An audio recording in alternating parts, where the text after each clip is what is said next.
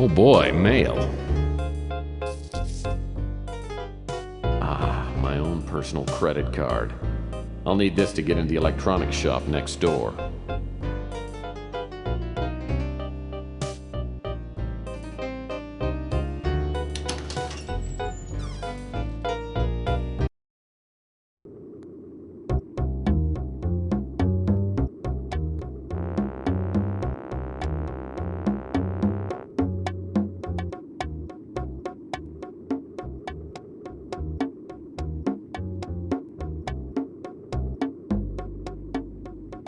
This is the brand new electronics shop outlet. No pun intended. This is the brand new electronics shop outlet. No pun intended.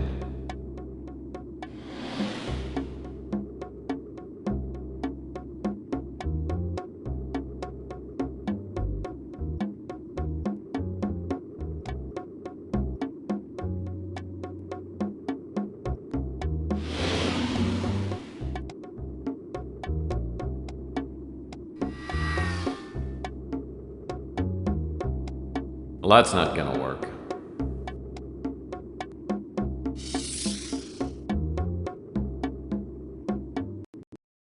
This electronics shop outlet has just moved into the neighborhood. I've heard that the manager's name is Ham Underwood. Everyone knows they sell overpriced junk, but it is conveniently located.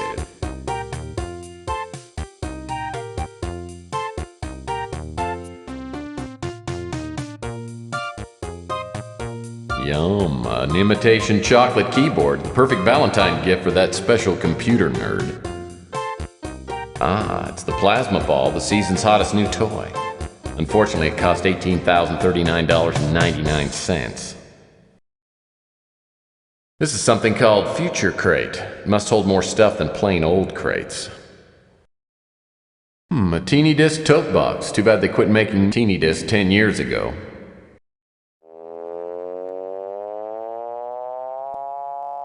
Looks like some kind of space chicken.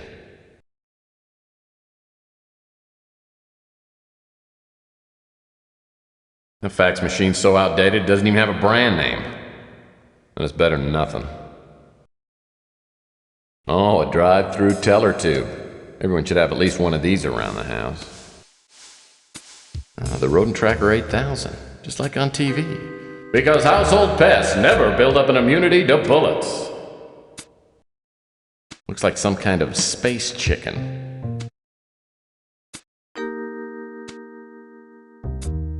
Yum, an imitation chocolate. Now that's interesting. Looks like an alien pineapple. A remote control flying saucer, huh? It's so old it's turning to dust.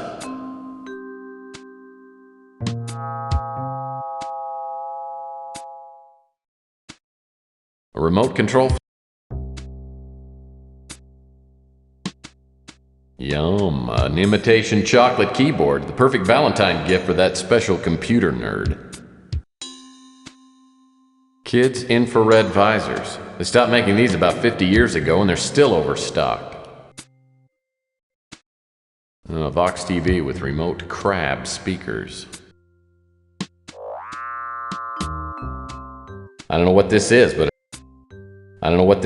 it's got a real nice handle.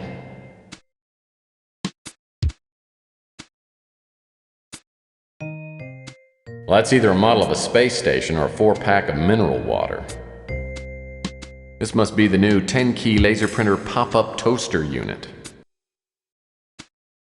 An old 1286 with an ancient super-duper Wowzer VGA monitor.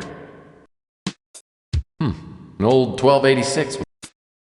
Ooh, Plan 9 flying saucers. Very cool. Looks like a core sample from an old sofa. Now that's interesting. Various connectors, accessories, and doodads. Probably there for decoration.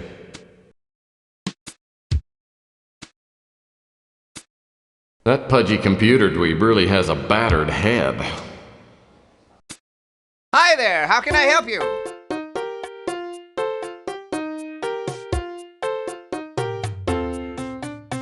Oh, I just dropped by to check out your store here. Well, feel free to browse. Though, since you're a Blue Card member, You'll have to choose from the blue light special items. Well, what are you looking for? Do you have fax machines? Sure do. In fact, there's one older model in the blue light special box. I tried not to stare, but it threw me off when I saw how cross-eyed Ham Underwood is. I'll have to keep in mind that anything he says is on the left is probably on the right.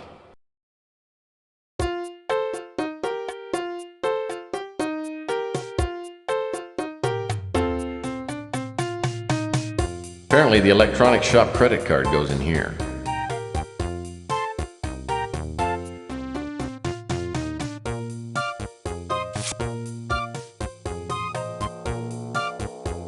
The fax machine's so outdated it doesn't even have a brand name. But it's better than nothing.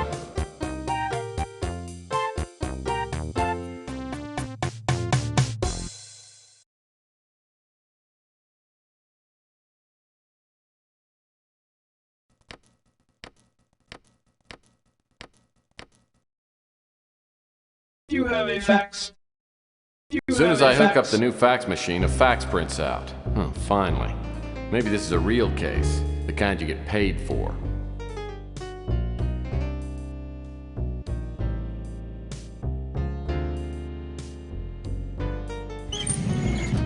A fax addressed to Tex Murphy from the Countess Rainier?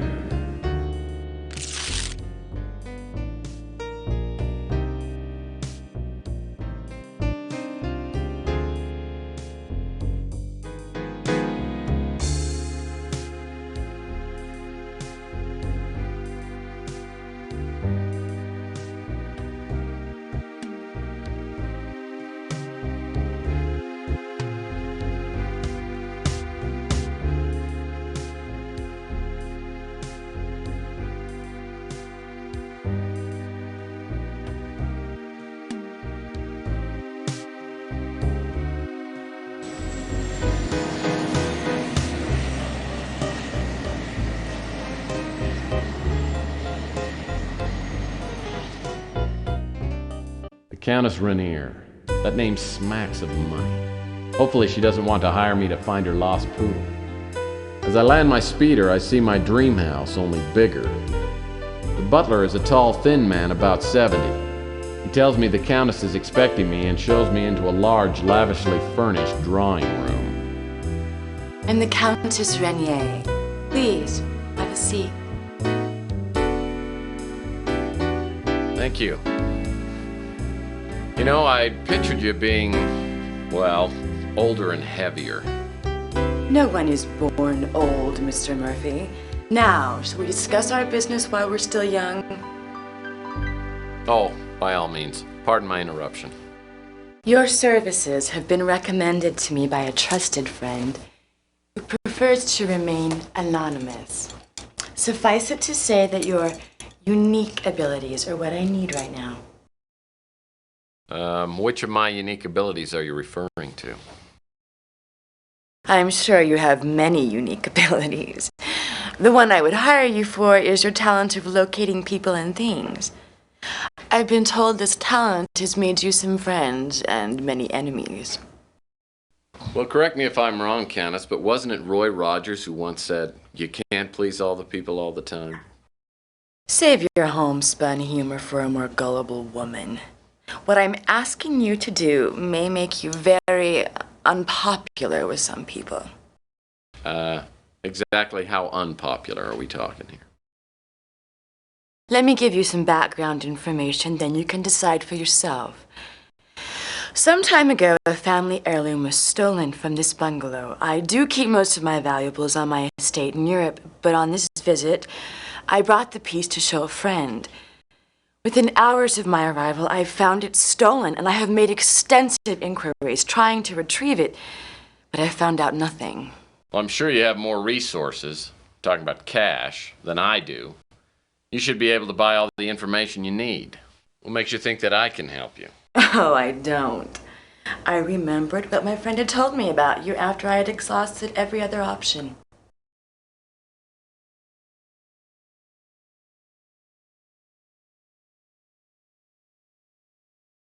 You know, referring to me as your last option could automatically double my fee. I already planned on paying you much more than your usual fee.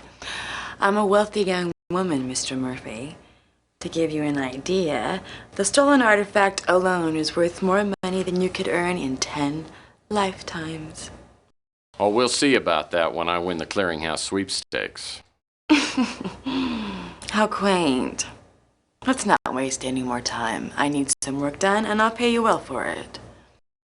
Well, in my experience, getting paid well is a relative term. Your obsession with money is appalling.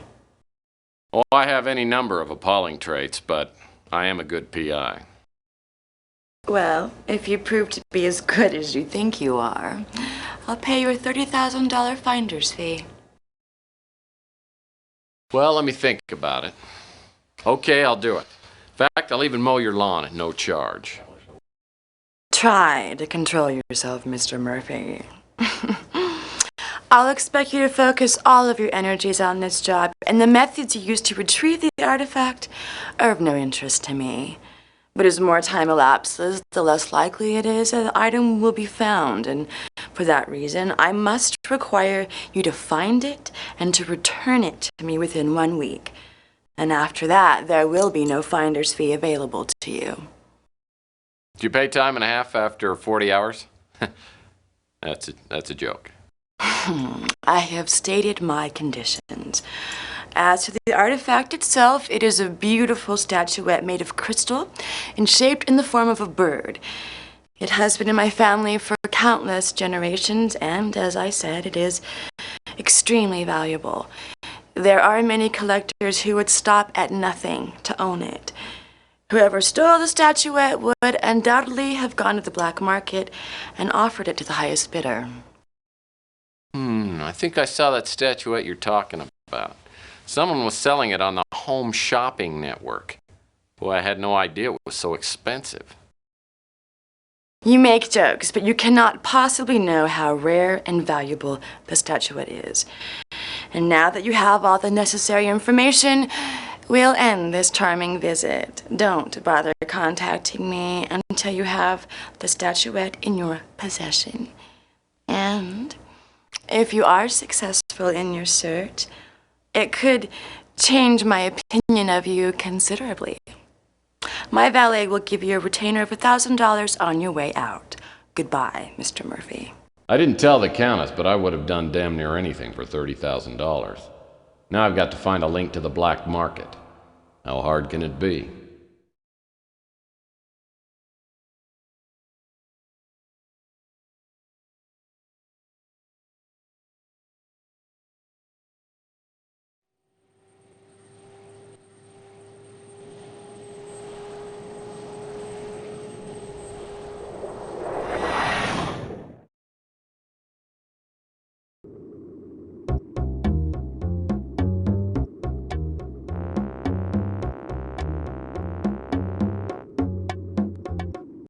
Hey, I heard you took care of Rook. Pretty impressive.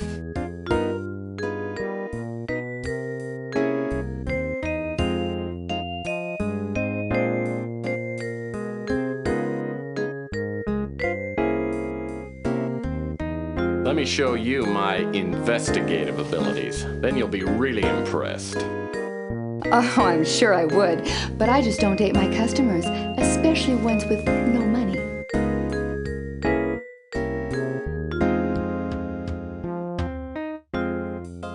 Did I ever tell you that I'm a gourmet chef and a fabulous dancer? Sorry, Tex. Let's just pretend we'll always have Paris. Oh well, could have been a beautiful friendship. So, is there something you came to ask me about?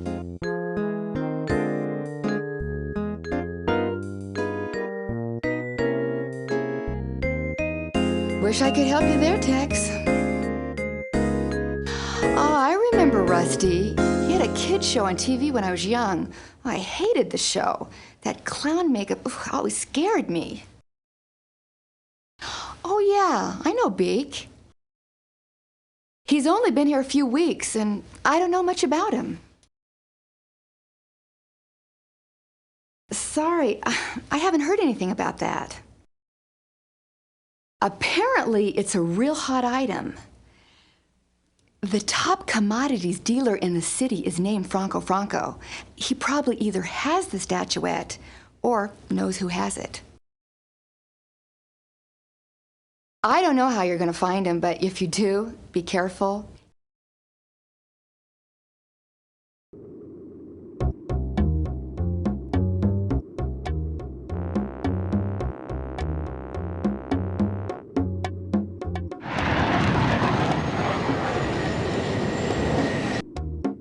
Hey, Murphy, guess what? We got the guy who robbed those pawn shops. Turned himself in. Can you believe it? Kept babbling something about a clown coming back from the dead to haunt him.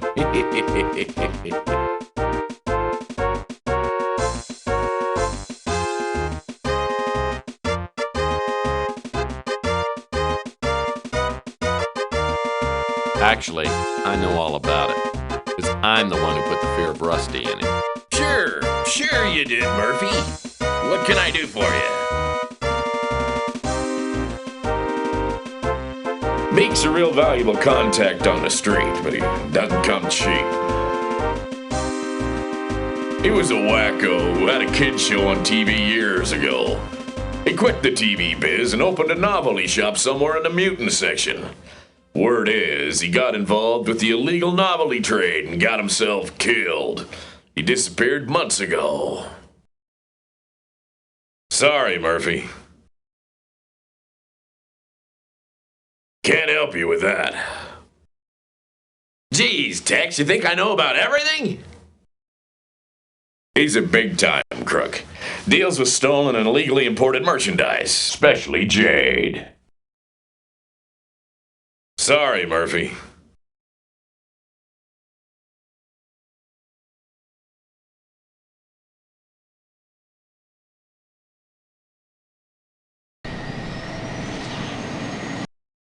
What else can I help you with, Murphy? I don't know anything about that. I don't know anything about that. I don't know anything about that. I don't know anything about that. I don't know anything about that. Big-time crook. Deals with a lot of smuggled artifacts and the like.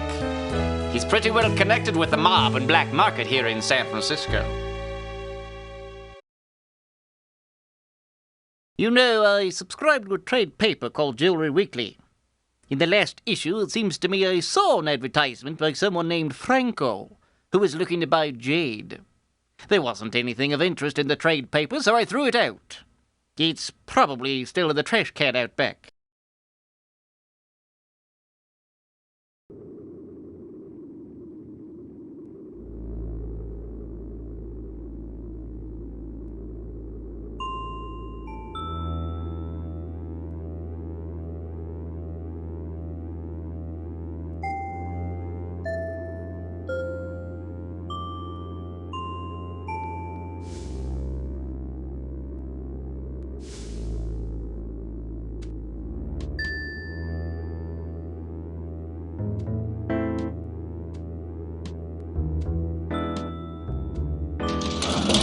Whoever uses these garbage.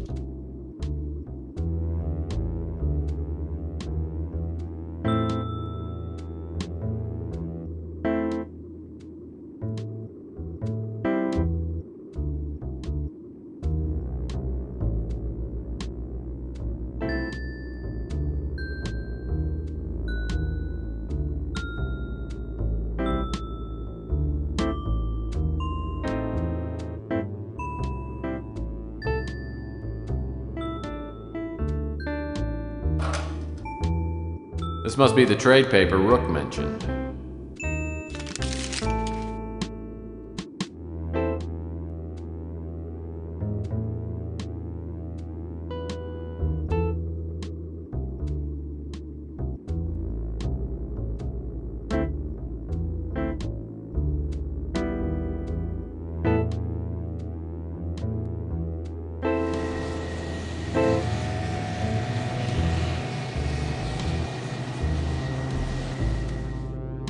Being a movie buff, I've heard of the Alhambra Theater, though I heard it was closed down years ago.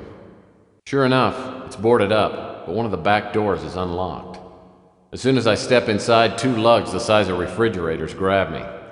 I tell them that I have something for Mr. Franco, and one of them walks off. He comes back a minute later and escorts me into the main theater. A Buster Keaton flick is playing. The place is empty except for a man sitting by himself near the front of the theater. Welcome, Mr. Murphy.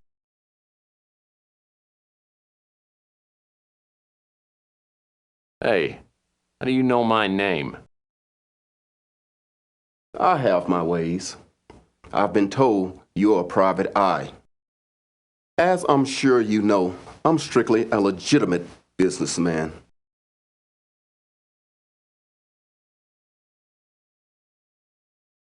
Yeah, you may be legit, but I understand you're pretty jaded.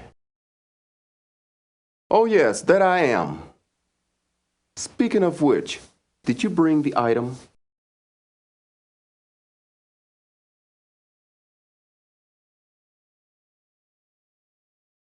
Ah, a lovely specimen. It will make a fine addition to my collection.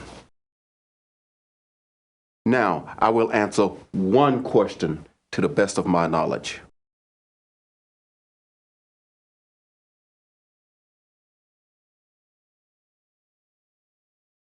There's a statuette in the shape of a bird that recently came onto the market. You know who has it? I know the statuette you're referring to. There were several bidders for it, but I believe it ended up in the hands of Eddie Ching. I can say no more about it. There, now I fulfill my part of the bargain. Don't contact me again. Unless, of course, you find another fine piece of jade. You know the way out.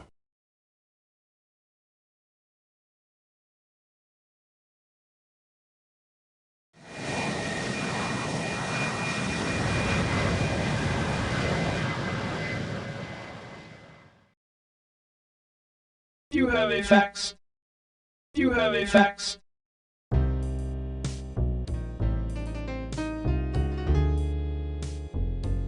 A fax addressed to Tex Murphy from Franco.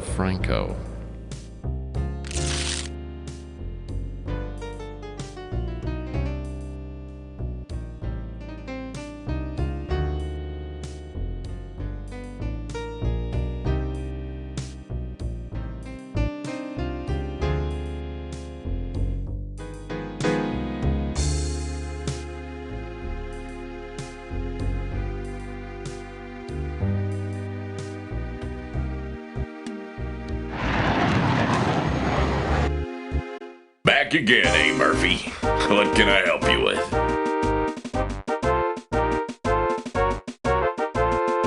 Ching's a dangerous customer. He's responsible for half the crime in the city. Pretty sure he owns the police commissioner. We've been told to lay off him. That place is home to more major crime figures than any other place on the planet. Eddie Ching lives there on the entire top floor.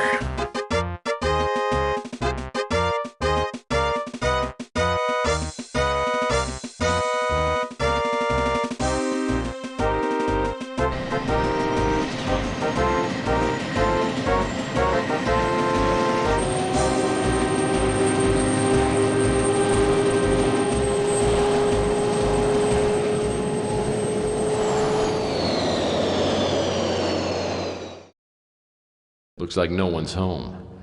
This is gonna be easier than falling off a horse. This window doesn't want to open up. Maybe if I... Whoa!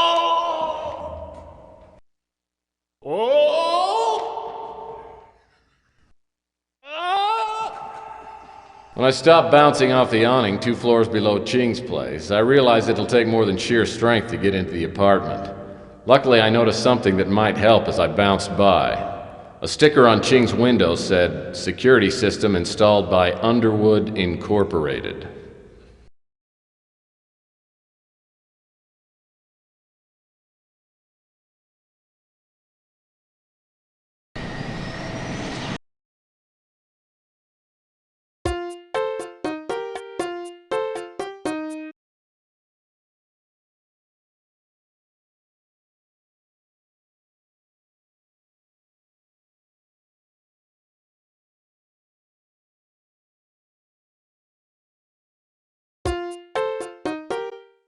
back again, eh? What can I do for you?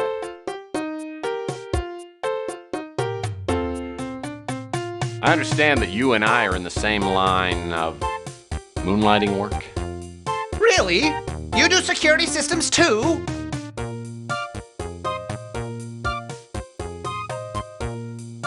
Well, sometimes. Here, let me see if I can find one of my business cards.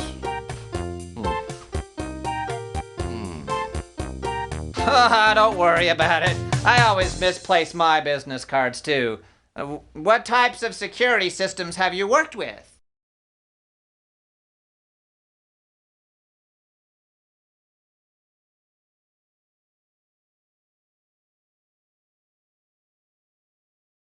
Let's see. The last job I had was the laser security system at Big Dick's Casino on Mars. I've heard that's a neat system. But it's nothing compared to the one I just put in. I'll have you know that I've beaten every security system ever made. Well, after I installed this system, I tried to beat it, but I couldn't. First, the only possible way to enter the building would be to land on the roof and rappel down. Then, you'd have to cut through the LCD alarm glass. Well, that's not too hard. In fact, I sell a laser blade here that would do it. But once you're inside, every room is flooded with a net of heat and motion sensing beams that could turn an elephant into a brick of carbon. Believe me, it's burglar proof. Listen, this system is top secret, so let's just keep this between us.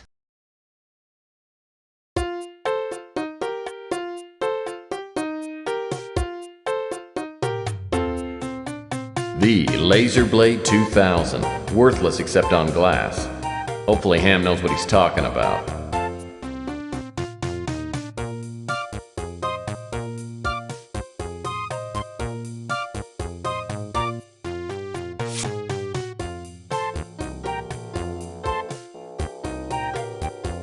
Well, this is just a glorified glass cutter.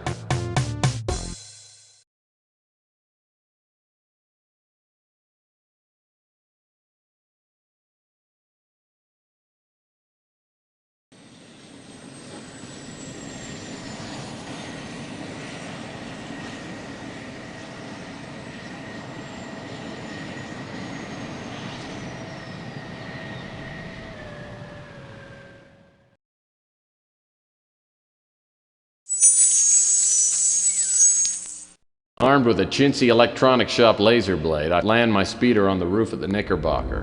Hoping for the best, I rappel down the side and pull out the laser blade. The laser beam cuts through the LCD glass like it was butter. I gingerly crawl through the hole in the window and find myself inside Eddie Ching's library. Either Ham exaggerated or the laser fields aren't turned on. This must be my lucky day. This aquarium has less algae in it than my water cooler back at the office.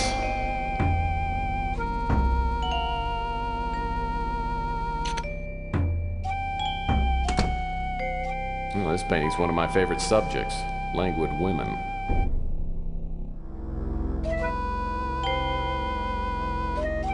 Wow, these plants aren't plastic, they're real. Ching must have paid a fortune for these. Wow, these plants aren't plastic. Wow, wow.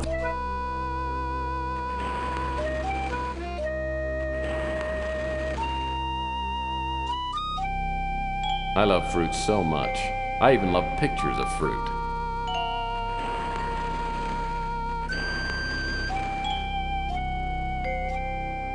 Hey there, little Buddha.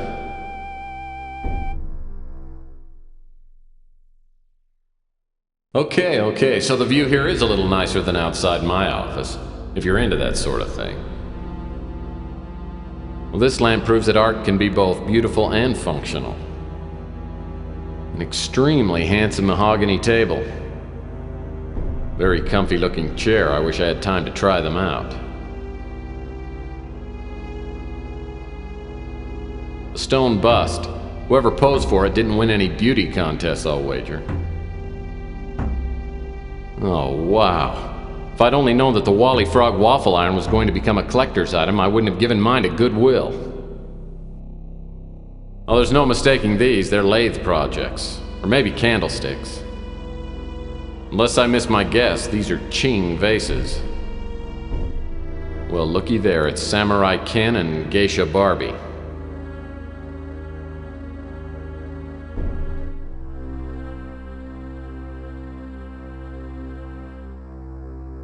Handsome dish. I wonder if it's dishwasher safe.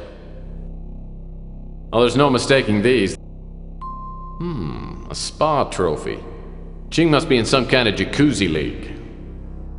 Qing has interesting taste in literature. Let's see, art, death, and war. I knew those samurai speeders were a mechanical nightmare, but a 10-volume owner's manual's a little excessive.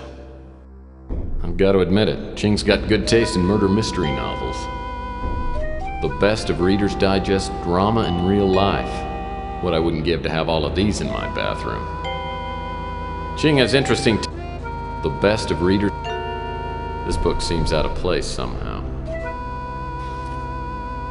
There's something different about this book. Just call it P.I.'s instinct. Aha, I knew it. A key.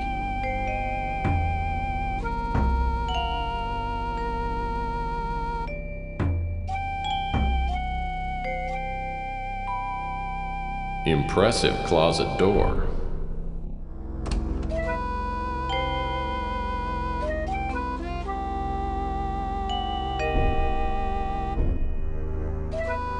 Clownfish confetti food.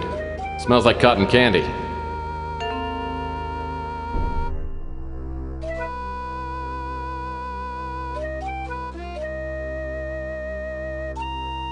A heavy-duty metal Geiger trap. Looks like it might be sturdy enough to use on the roaches at my office.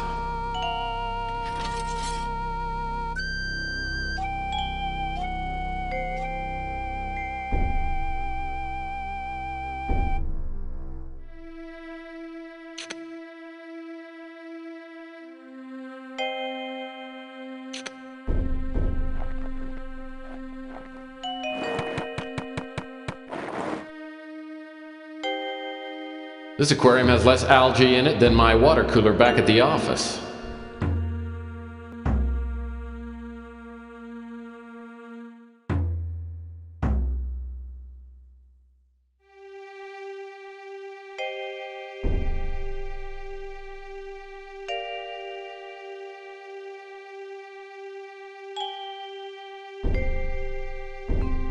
A lot.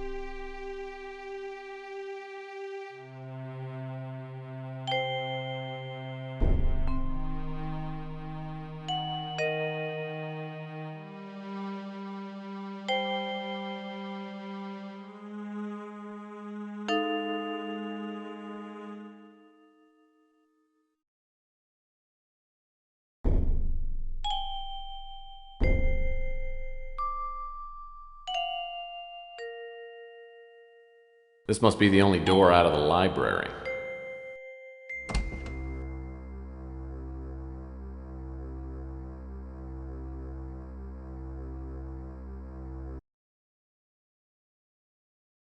This aquarium has less Whoa, these clownfish are really valuable, especially the red one. He's got a cute purple growth on his forehead. It's very rare.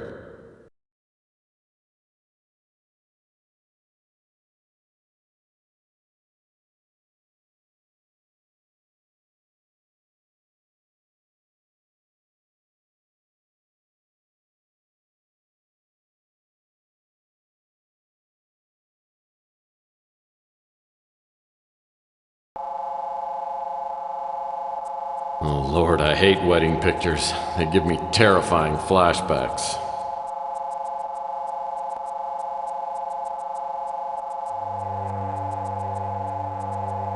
Whoa, even Qing's plants look expensive.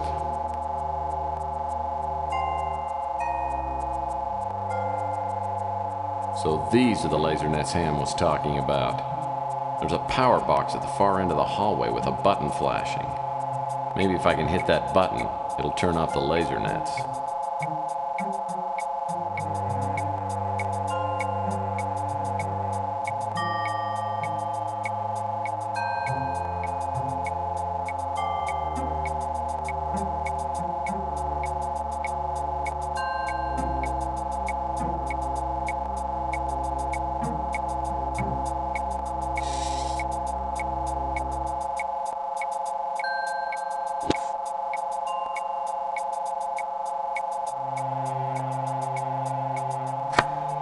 Man, this security system is tough. My brilliant shot didn't turn off the beams, it just popped open the power box.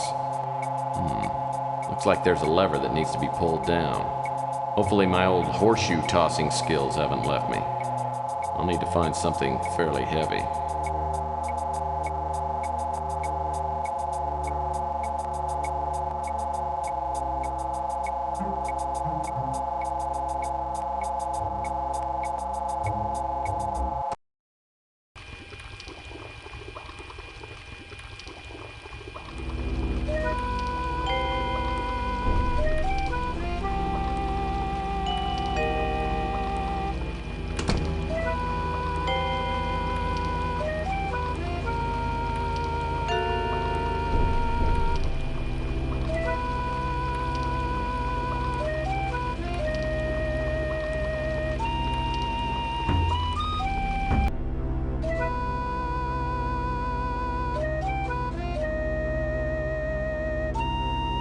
Well, that's not gonna work.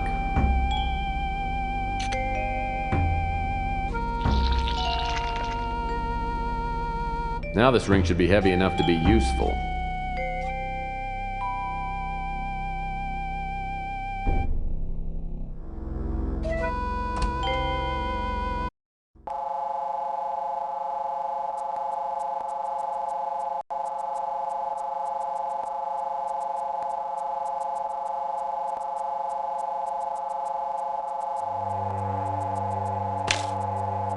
As soon as the ring hits the lever, the laser net shuts down.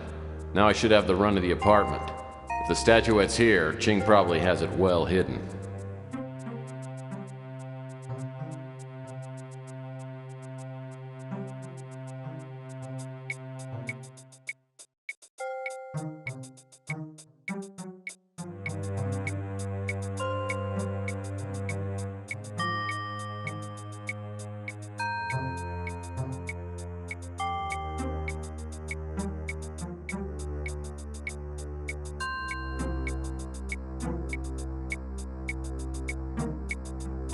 I doubt I'll be needing this ring again, and a good PI always travels light.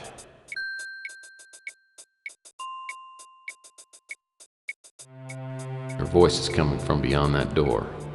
Must be at the front door to the apartment.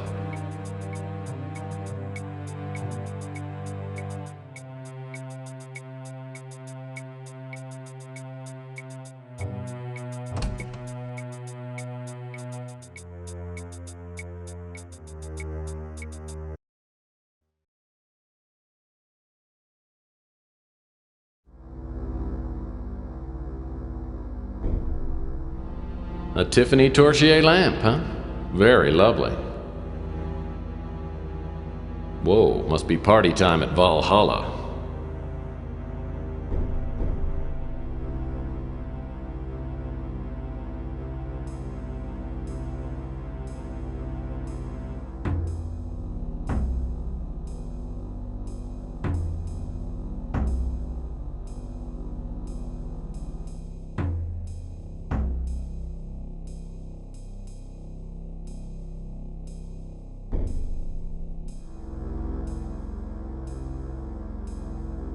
An extremely dense and heavy Saturnium ball suspended over a gravity pad.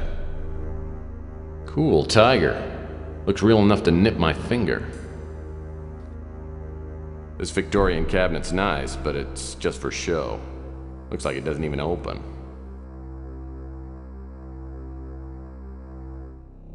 Well, this must be the mythical Buckaroo Buddha riding his headless steed, Tumbleweed.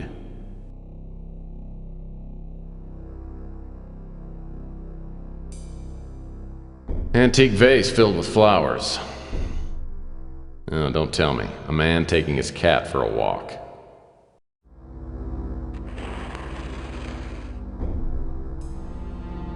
Whoa, must be party time at...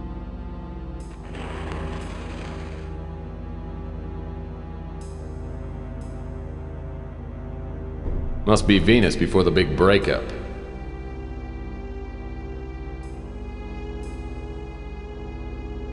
There is a Geiger in the terrarium. Little bugger's a land piranha. It's illegal even to own one of these.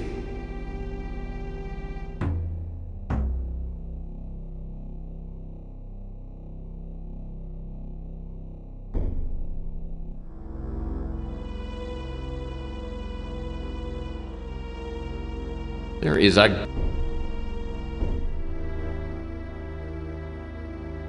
Why, these paintings are great. Just look at the nudity. I need to visit more museums.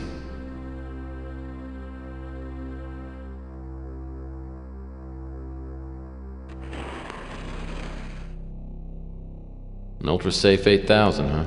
Top of the line.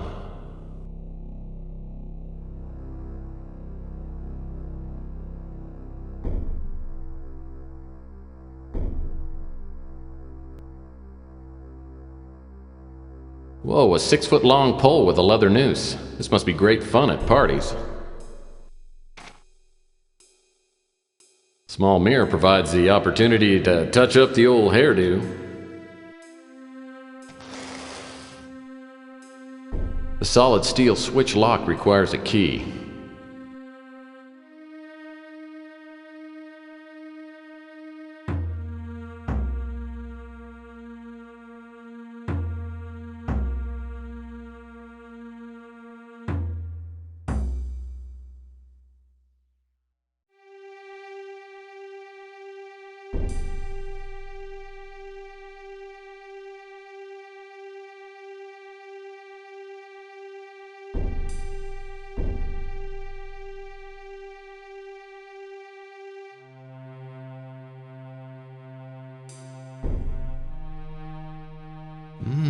Geiger chow. It's got real roast beef flavor and makes its own rich gravy.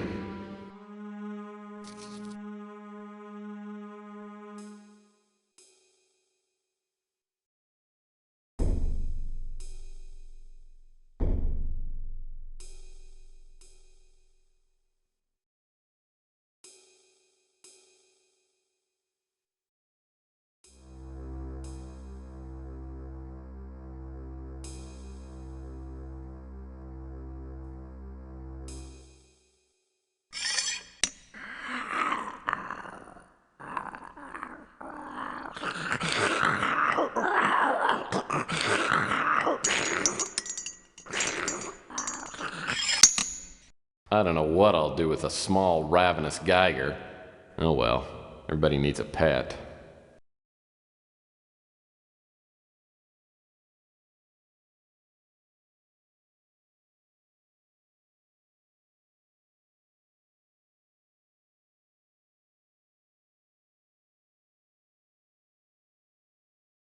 Looks like a fax. I don't want to be nosy, but maybe I should take a look.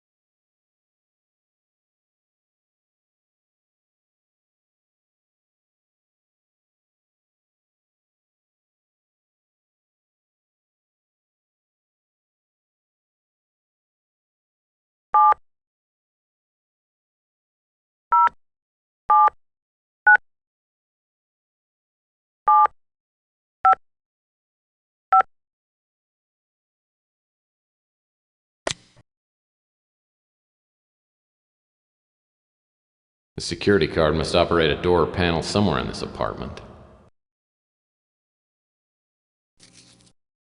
Looks like some sort of document. Must be important if it's in the safe.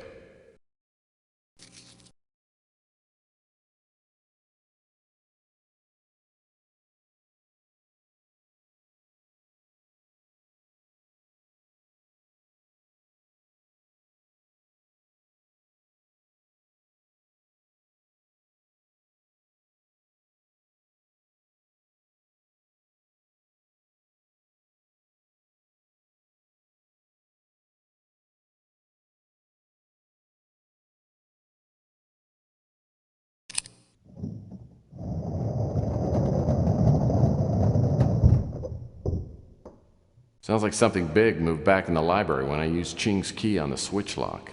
I better go take a look.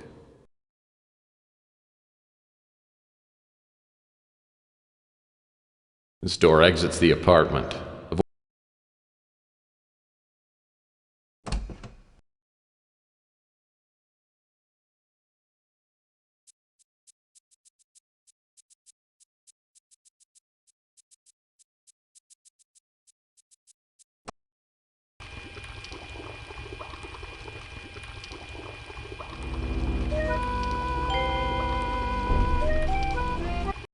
Well, look what's behind the bookcase. A secret room. I love secret rooms. This must be the Countess' statuette. I guess she wasn't exaggerating when she said how valuable it was. If I try to reach the statuette with those laser beams on, they'll light me up like a Duralog. This crate feels empty. It's light, but it's sturdy.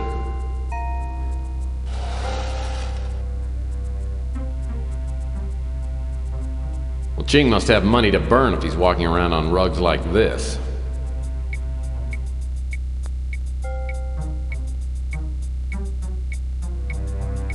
Wonder if these barrels are full of some hearty ale. I wish I had time to check them out. This must be one of those hermetically sealed chambers. Unless I miss my guess, those objects are the 3 surviving artifacts from the Byzantine Empire. Absolutely priceless. This must be one of those...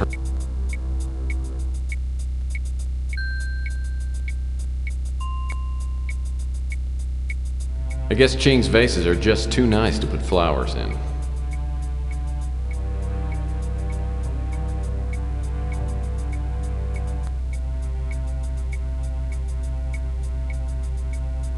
Well, I'm glad someone had the decency to clean up the smut some people call art. I swear I have seen this painting before. This one must be the original. This seems to be a fine rendering of Greco-Roman square dancing. Man, who in his right mind would pay big bucks for a painting of flowers? This painting sticks out from the wall more than the others do.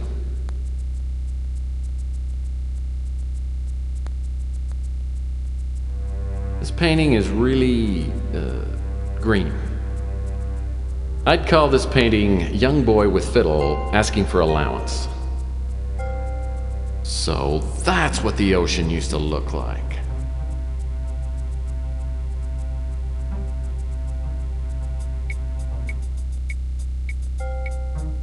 This sign apparently has something to do with the lever.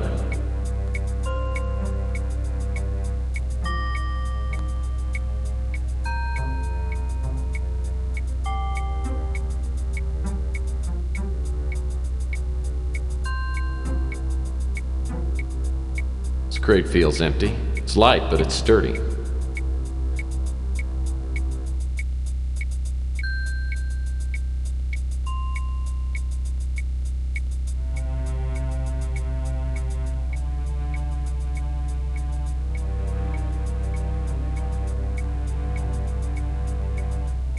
A security card slot. This must be the control for the pedestal where the statuette is.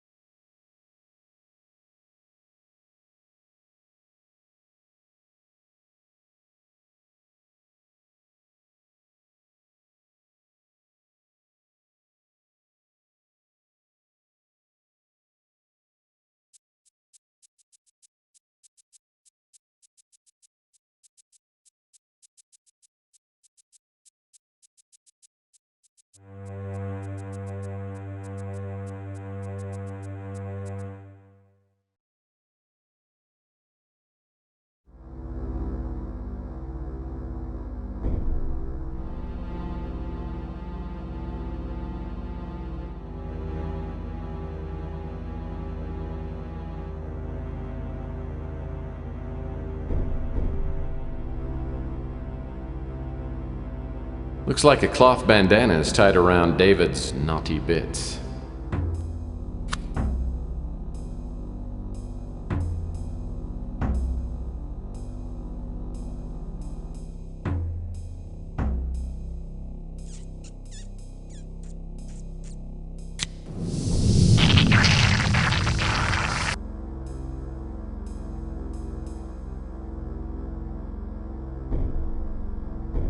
Oops.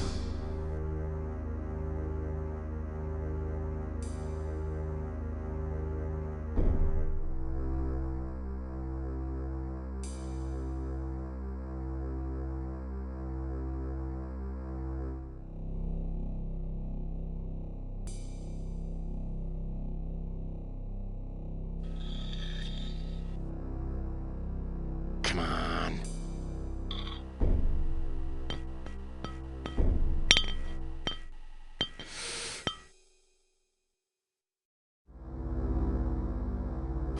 Looks like Ching needs to install a better security system.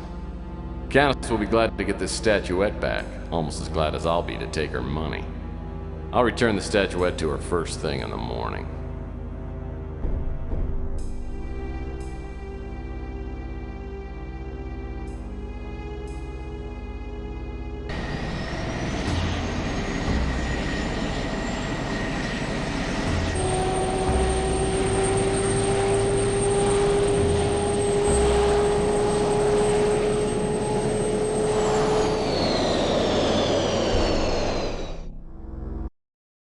Oh, I am one tired hombre. I can't wait to... Oh, shoot. I go through all that work to get the statuette out of Ching's place, and I leave it in the damn speeder. And I didn't even roll up the windows. I am such an idiot!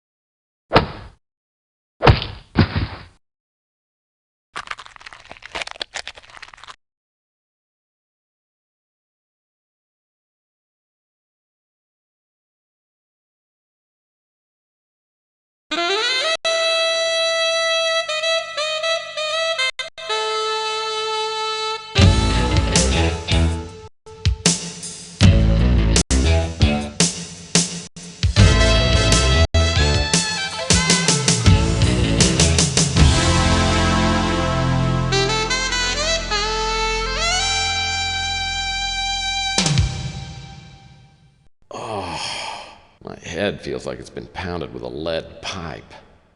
I guess it wasn't a bad dream after all. I wonder how I got here to my office. All I remember is flying pipe and stars. Damn it! After all the trouble I went to get that stupid statuette, someone just walks up and takes it like candy from a baby. And my wallet's gone too. I hope somebody on the street saw me get jumped. I've got 29,000 reasons to get that crystal bird back. Hopefully I haven't used my tube of miracle facial cream. It should help reduce the swelling and make me look almost human again.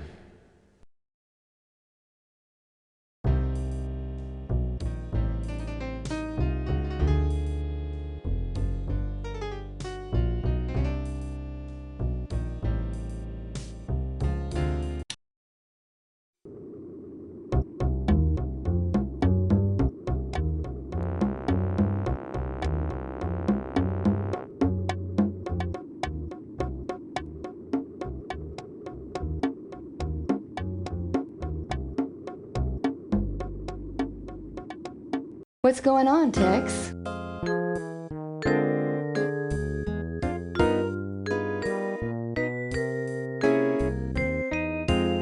Wish I could help you there, Tex. Sorry. Sorry, Tex. I didn't see a thing. You know, I'll let you know if I hear anything.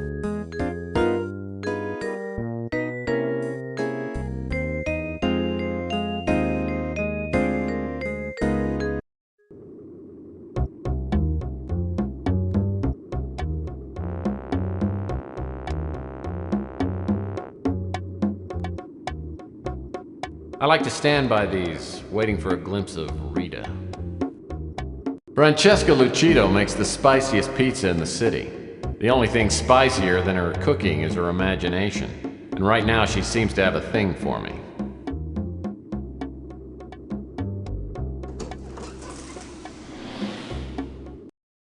Oh, Tex, why can't all men be like you?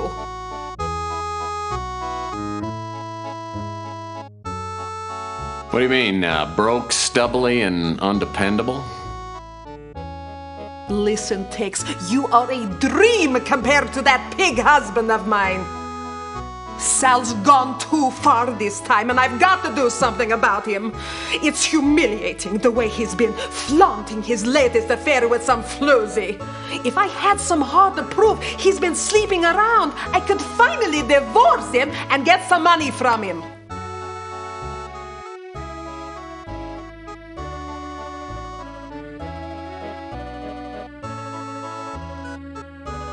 Well, I can't imagine why Sal would run around on you. I mean, you're so hot. Oh, you are such a sweetie. Listen, I'll make you a little proposition. Oh, I know what you're thinking, you naughty boy. We'll discuss that later. I saw you get jumped last night. Sal told me to keep quiet and that telling you would put my life in danger. But I'm willing to talk if you'll give me some proof that Sal is having an affair. Then I could divorce him and get some of the money he's been hiding away all these years. You drive a hard bargain, Francesca. But I need a lead on my case, so I'll see what I can dig up on Sal. I don't know anything about the girl Sal is seeing. I've gone through his things, but haven't been able to find anything except for this note. I think it's meant to be a coded message. I'm sorry I don't have anything more for you to work with. Let me know when you've got something.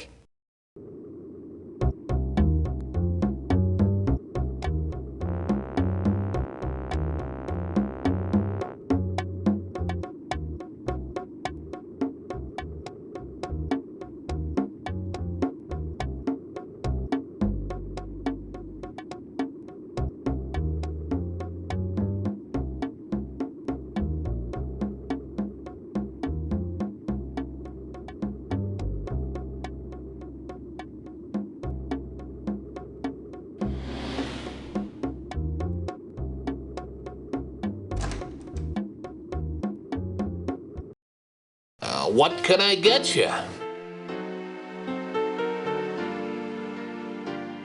Sorry, Mife.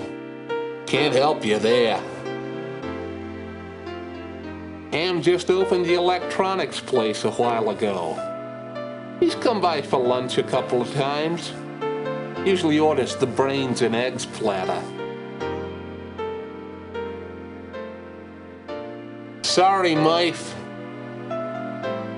I've heard his name, but I don't know anything about him. Sorry, Mife. Franny told me you got whacked.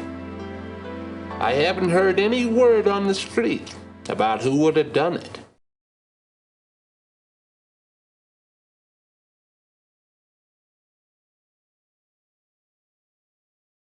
As a matter of fact, he just left. You'd probably be interested to know that he tore up a note and left it in the trash. Louis tells me he just took the garbage and dumped it in the trash can just outside the Bruin stew.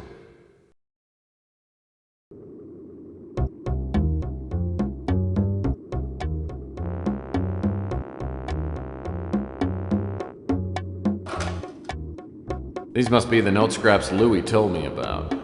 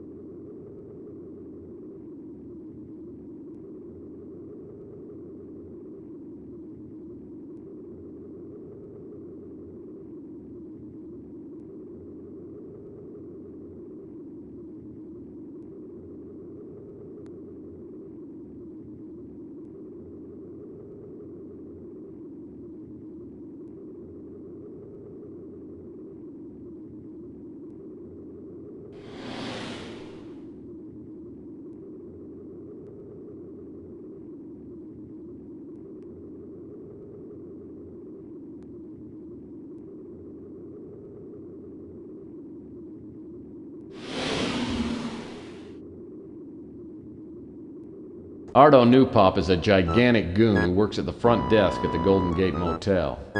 Ardo's no rocket scientist. In fact, he probably doesn't even know what a rocket scientist is. Anything good on the tube today? Uh-huh. I'm watching the Captain Wallaby show, and he's so funny. Captain Wallaby, your favorite show? It's my third favorite show. My favorite is the Inspector Burns Fire Safety Show.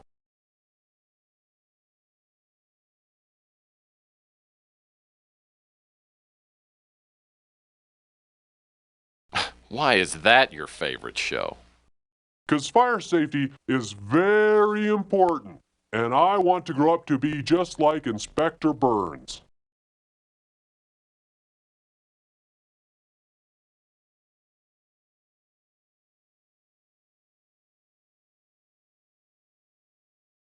Yeah, old Burnsy's the best. You know, we always play a little game called 20 Questions. You want to play? Okay. I can answer some questions, but first I have to put on my fire hat because Inspector Burns' Fire Safety Show is going to be on pretty soon. I went to his pawn shop because I thought he would have Inspector Burns action figures, but he didn't, and I got mad at him, so he probably don't like me. Ooh, Chelsea is pretty cool, 'cause she's got good magazines and stuff. That's where I bought my Inspector Burns Fire Safety Manual.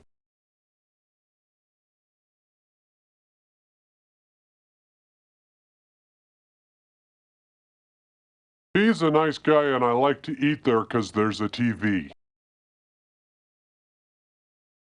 She's the lady who makes the best pizza. I eat at her pizza place all the time 'cause I love it. I don't know what that is.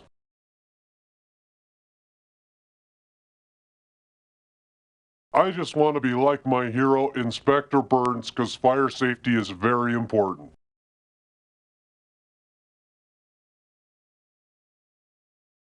I never heard nothing about that.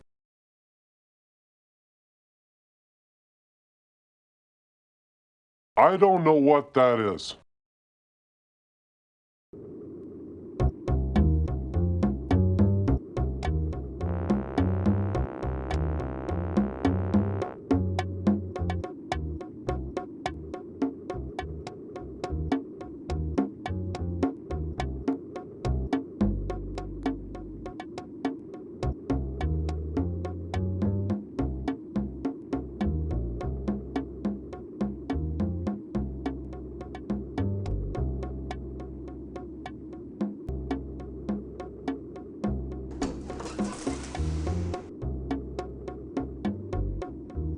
Well, that's not gonna work.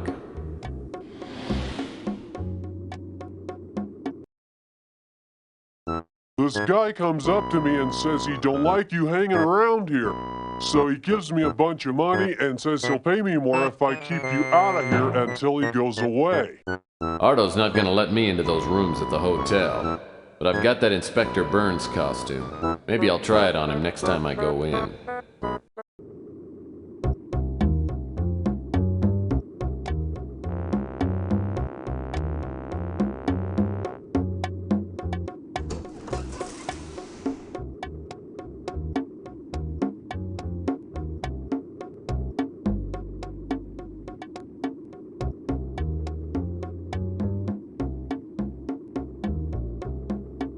Well, that's not gonna work. Well, that's not gonna work.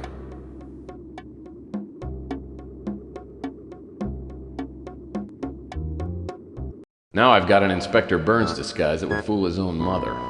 It certainly ought to do the trick on a goofball like Ardo. It's my hero, Inspector Burns! And you must be Fire Ranger Ardo, my biggest fan in the entire world. Yes, sir, Inspector Burns. You must have got the letter I sent you.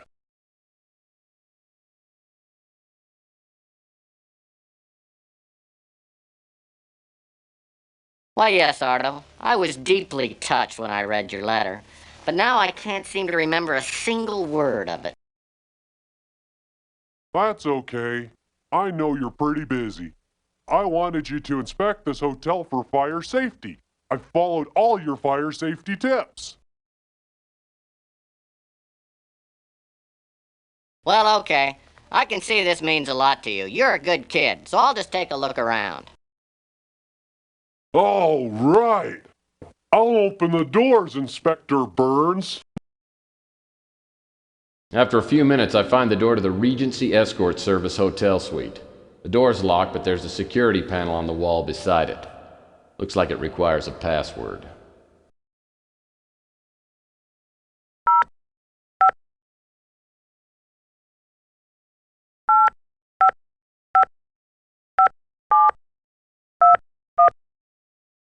So this is the Regency Escort Service Love Suite. Now that I'm in, I'll need to find something to prove that Sal's been a frequent customer.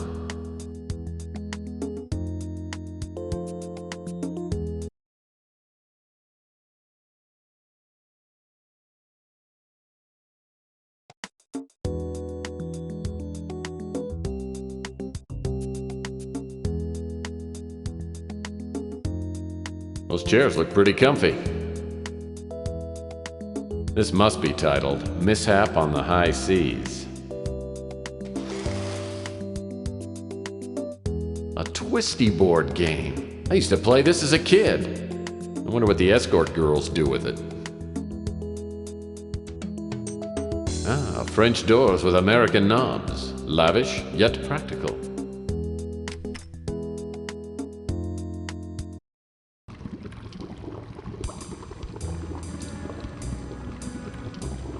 That hot tub actually looks like it might be fun, but maybe too much fun.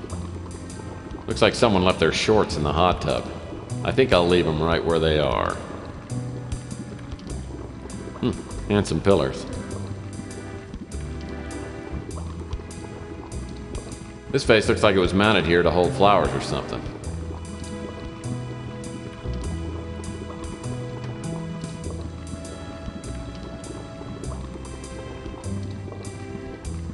Someone's dropped a cork into this mounted vase. The opening's too narrow to get my hand in. I'd break it, but it looks like it's made out of saranite, that new unbreakable plastic. The cork looks like a typical champagne cork with some wire mesh on it. Wire mesh.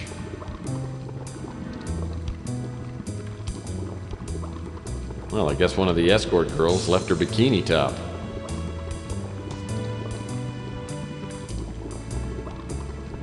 Sick, a yucky Band-Aid.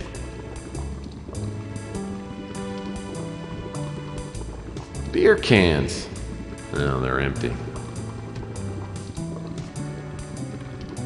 Oh, yuck. The towel smells like mildew and fine hops.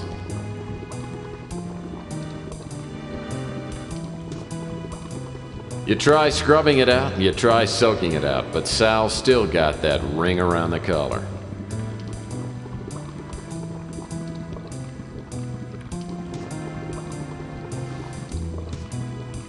Looks like a couple of objects have fallen into the drain. With that screwdriver, I could undo the screws on this drain cover and get that roll of film.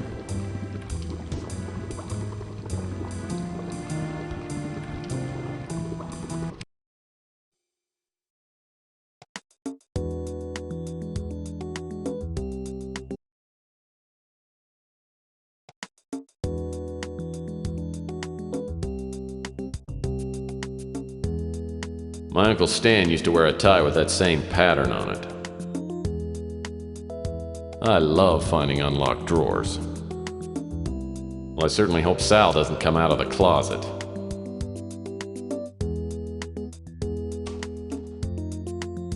Champagne glasses end up in the weirdest places. Looks like a set of closet doors.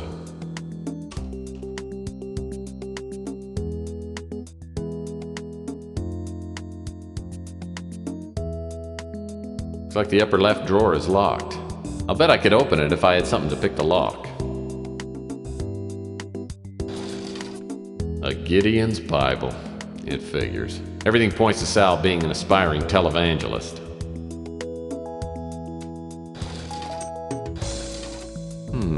Camera. Too bad there's no film in it. There's no dust on it, though. Must have been used recently.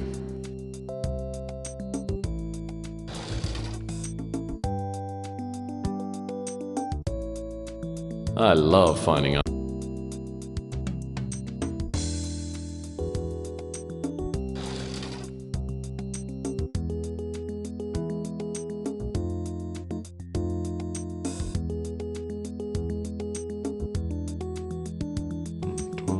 $0.12. Some people would take this change, but not me. Cash maybe, but not change.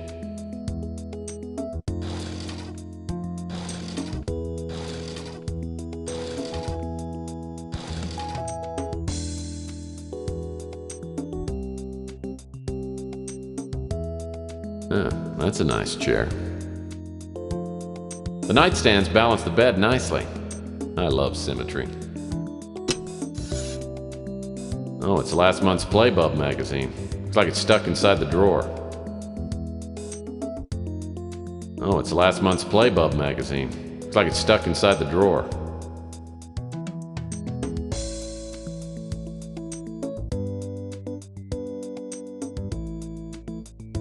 I don't think I ought to open that credenza. It might be full of Sal's underwear.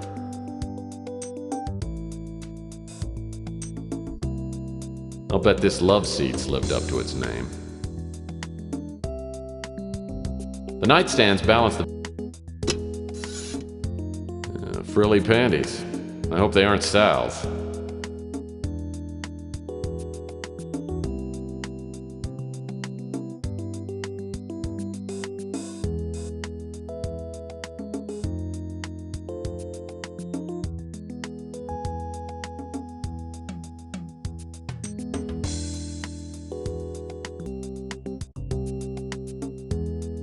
Looks like a piece of bright, shiny foil. Must be from a bottle of champagne.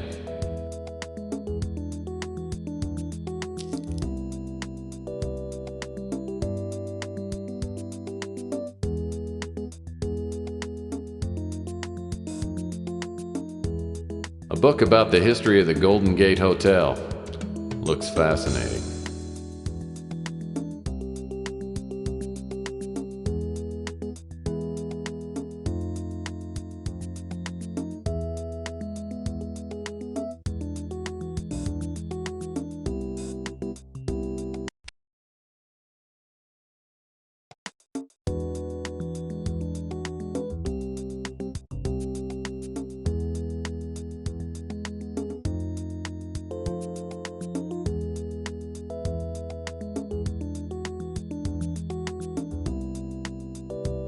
Oh, a Passion's Breath room deodorizer.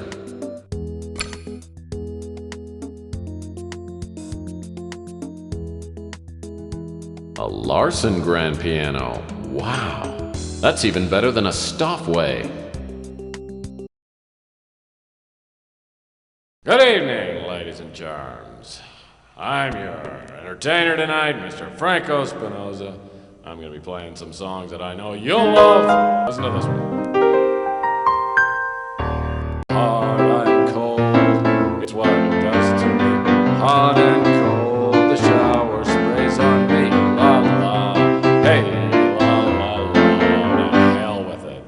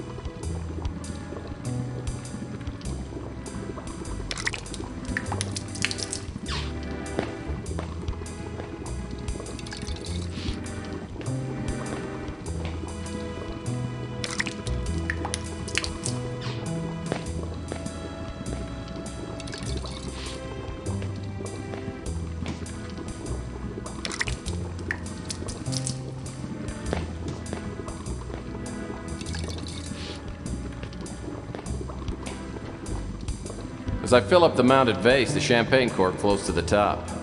I'm just gonna reach in and pick it up.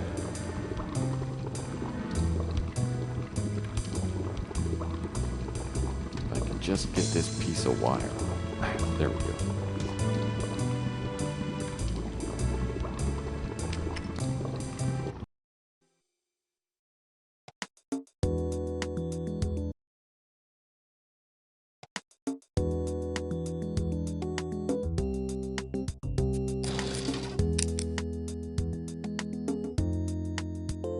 It's a shoelace.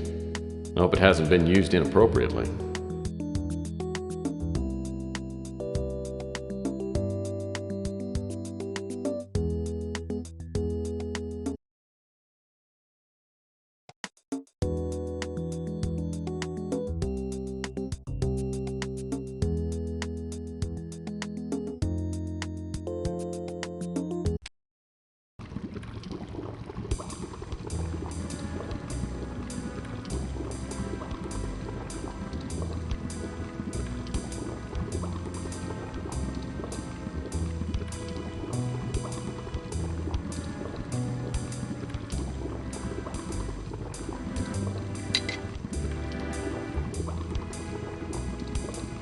Now I just need to get that roll of film out of there.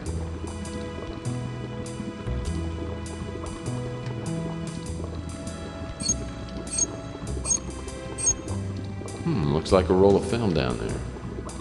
I believe it's a roll of nutty pictures.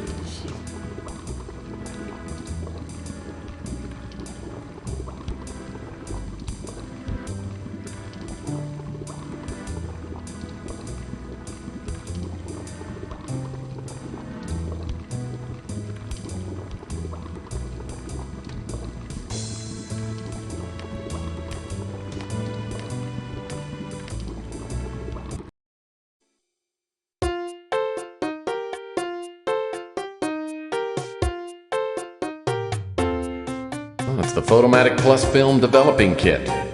How convenient.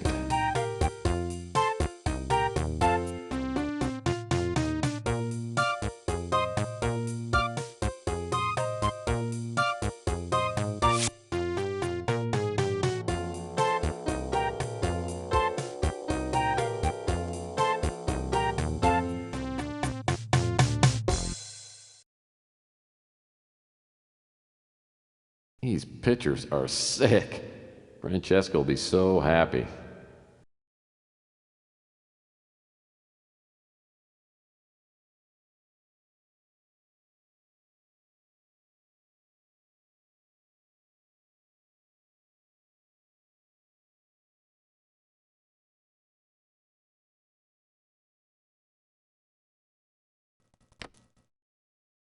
Well, gorgeous, you're back.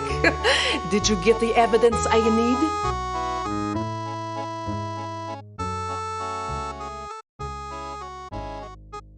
I think I might. Let me look inside my overcoat.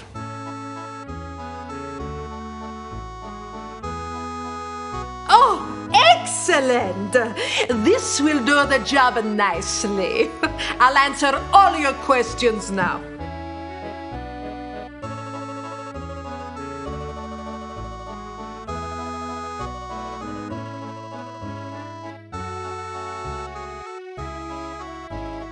Rook is a tough old geezer. I've known him ever since we opened the slice of heaven back in '32, but I can't say I know him very well. Chelsea is a nicer girl. Sal tries to flirt with her, but she doesn't give him the time of day. I like Louis. He runs a nicer place, and I go over there and chat with him when the business is slow.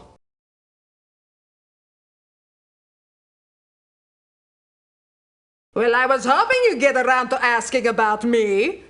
I'm just a lonely, hot-blooded woman who needs the love of a good, strong man. Me and Sal got married too young, and it's been up and down ever since. I've had enough of his drinking and the womanizing, and I'd divorce him in a second, but he's got a couple of buddies who are top lawyers. If I had some hard evidence of his screwing around, I could divorce him and get a decent settlement. Ardo is an overgrown kid. He comes in here for the all-you-can-eat buffet, and I've got to kick him out every time. If I didn't, he'd eat everything we got.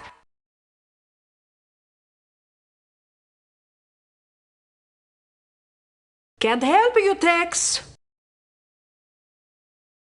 Sorry, He was a weirdo who opened up a shop just down the street. That would have been a couple of years ago. The business went under in a hurry and the clown just disappeared.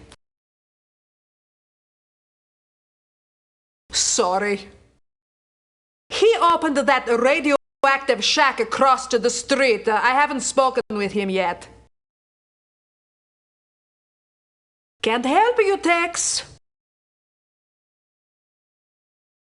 I was up late, having some espresso, then I saw you get jumped. The guy who hit you was real small, maybe a 5'6", 130 pounds. I didn't see his face. He took your package you were carrying, then ran off.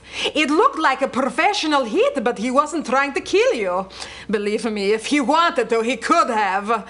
After the first guy took off, I saw another guy come running down from your office. He bent over you and went through your coat. Then he ran off too. I recognized the second guy. He was a mutant named Pug. In fact, I remember seeing him hanging around your office for the past few days. Anyway, I went over to make sure you were okay. Sal showed up a few minutes later and I made him carry you up to your office. That's all I know.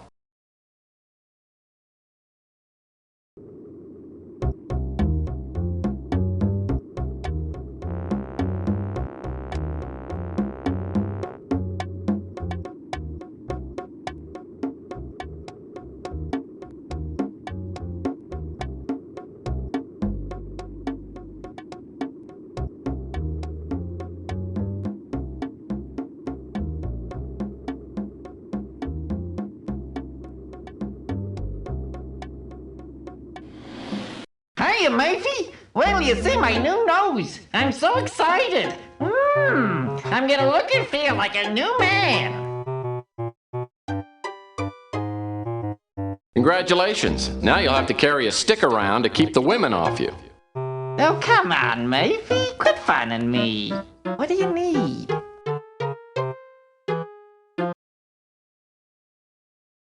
Well, Pug and I used to hang out sometimes, but I haven't seen him for a while. I heard he's gotten a job of some kind. He doesn't work very often, and he usually sleeps in a box down by the Snow White warehouse. Following Beak's instructions, I hang around the warehouse. Not long after, a gust of wind carries a horrible stench into my nasal passages. I turn and see a shadowy figure waddle into the alley. The way you look at me, it makes me nervous. Oh, don't get me wrong, Pug. I'm here for a friendly chat. You mean you're not there to hurt me? Now, why would I want to pound on you, little buddy? Oh, no reason. I guess I thought you were someone else. I must be going now. Listen, I brought my gun. I don't fire as many warning shots as I used to. This talk of guns has frightened me. I think I've soiled myself. You know, I don't care what you think, because right this second you've got one foot in the grave and the other's on a big fat banana peel. Yes, and what right do I have to think? You despise me, don't you? Please don't kill me. Usually I wouldn't think twice about punching out a two-bit crook like you. But you just get my knuckles all grimy. Why are you treating me like I'm some kind of criminal? Because I can't justify treating you like a lady. You're a cynical person, if you'll forgive my saying so.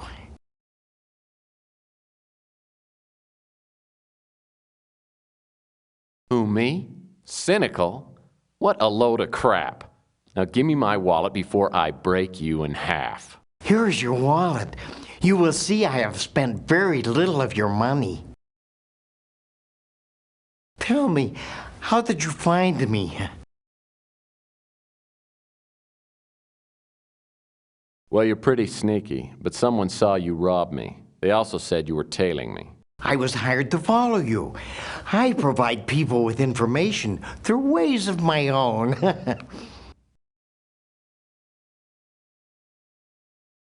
People actually hire you? Who's the sap that had you following me? I was hired by an old PI who called himself the Colonel. He paid me to follow you and report back on everyone I saw you talk to. He also wanted me to tell him if I saw you with the little statue of a bird.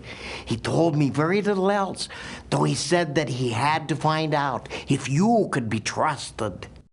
There, I have told you everything I know. Now let me go, and I shall not bother you again.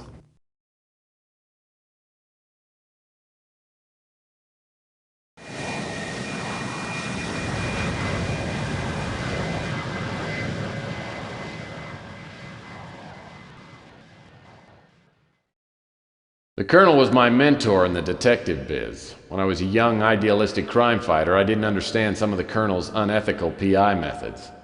I reported the Colonel to the PI licensing board, and his license was temporarily revoked. In the years since, I've come to understand and even occasionally use the Colonel's questionable methods, but we've never made up. I haven't seen the Colonel's office since we fell out 15 years ago. From the look of the exterior, the Colonel's kept it up nicely. I knock on the door and it swings open. The place is trashed.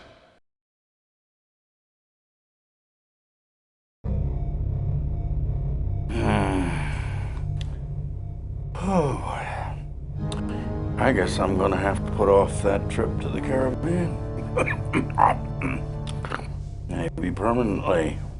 My God, what happened? Who did this to you? A chameleon. He's some kind of shapeshifter. I swear he's the devil himself. What did he want? Why did he attack you? Oh, he thought I had it. When he found out I didn't, he tried to torture me into telling him where it was. Yeah, he got impatient, stuck a knife in my chest. I must have passed out. I didn't get enough sleep last night. Now, What was he looking for? the winter chip. The cult wants it. They're planning a doomsday party. They're afraid whoever's got the chip might stop them. You're gonna have to find it and get it to Capricorn. Yeah, they know what to do with it. But I don't know where to look. You gotta give me some help. There's no time. There's a disc by the bookcase. It's got information on the winter chip. Don't fail me, Tex. I hope to God you've learned something after all these years. I fly the Colonel to the hospital and the attendants rush him into surgery, but won't tell me what his chances are. I know I should go and search the Colonel's office for the disc he referred to, but I'm having a hard time keeping my eyelids popped open. I decide to go back to my office for a couple of hours of shut-eye. As I open the door, I catch a whiff of expensive perfume, then feel my jaw slam into a brick wall. When my vision clears, I'm seated across from a beautiful Oriental woman with matching goons on either side of me. Good evening, Mr. Murphy. Please, have a seat. Well, who the hell are you and what are you doing in my office? You are either braver or more foolish than I thought. No one talks to Eddie Ching like that. Well, very few people break into my office and live, so I guess we're even. The score between us is hardly even, Mr. Murphy. I have learned that you were hired to steal a statuette for my apartment. I admire the skill you display in doing so, but I must now ask you to return the bird to me.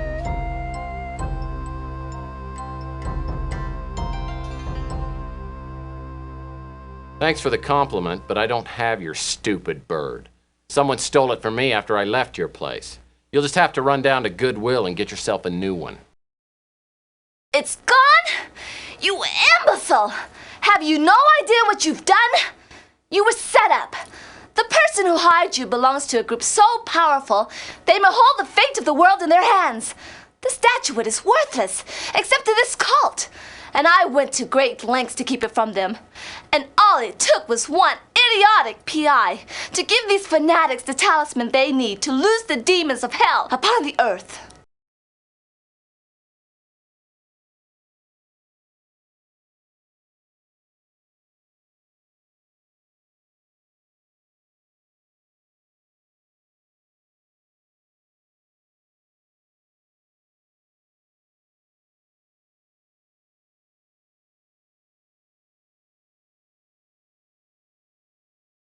I'm sorry, who knew?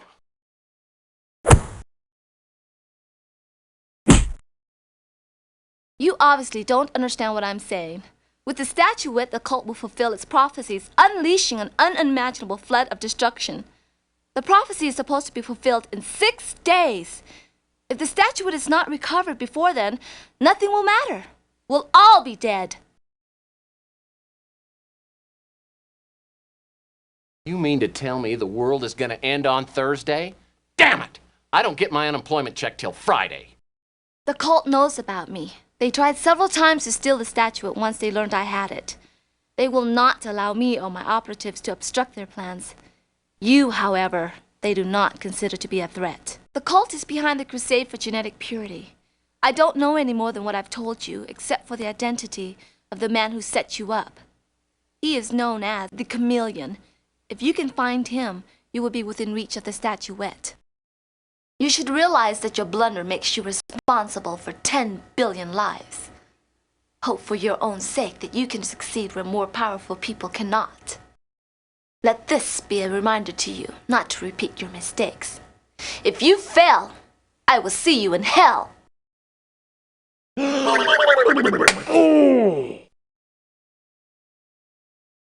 So, did he have the chip or not?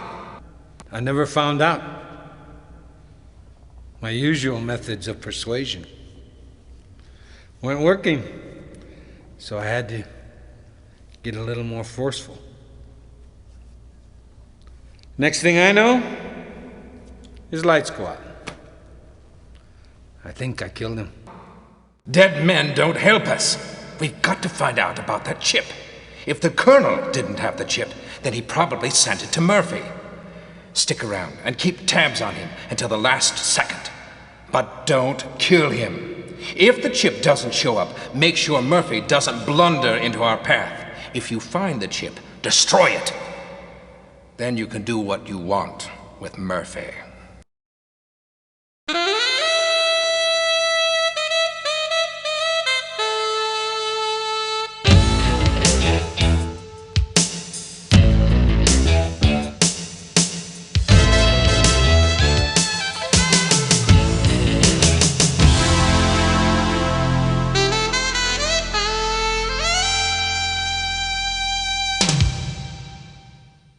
Maybe I need a career change. 2 days in a row waking up in a semi-conscious stupor is enough for anybody. My nose is so sore my eyes water when I inhale and all my front teeth shift slightly when I exhale. On top of all this, I found out that the world population could be annihilated because of me. That's just too much guilt to heap on a guy at this hour of the morning. Looks like I'm on my own. I'll need to find that disc the Colonel referred to. And what about that Countess? Was she on the level, or was she just feeding me a line?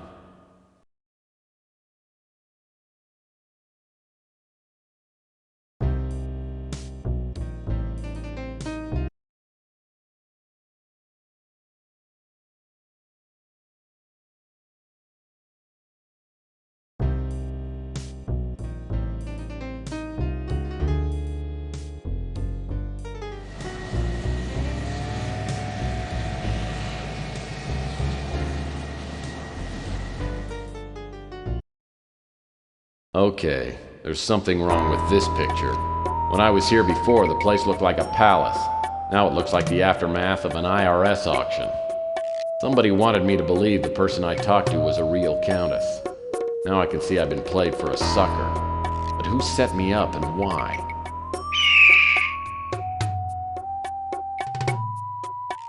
There's a bald eagle perched on the chandelier.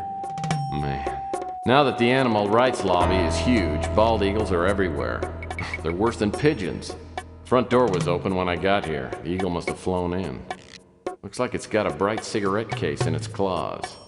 I've heard that eagles are attracted to shiny objects.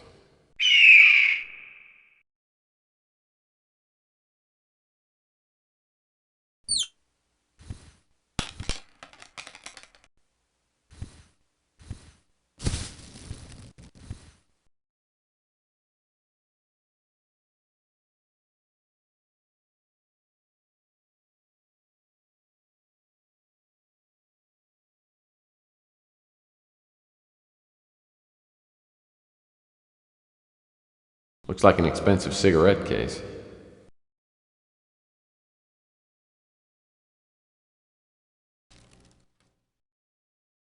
There's only one cigarette left in the case. Maybe I'll keep it around for a smoking emergency.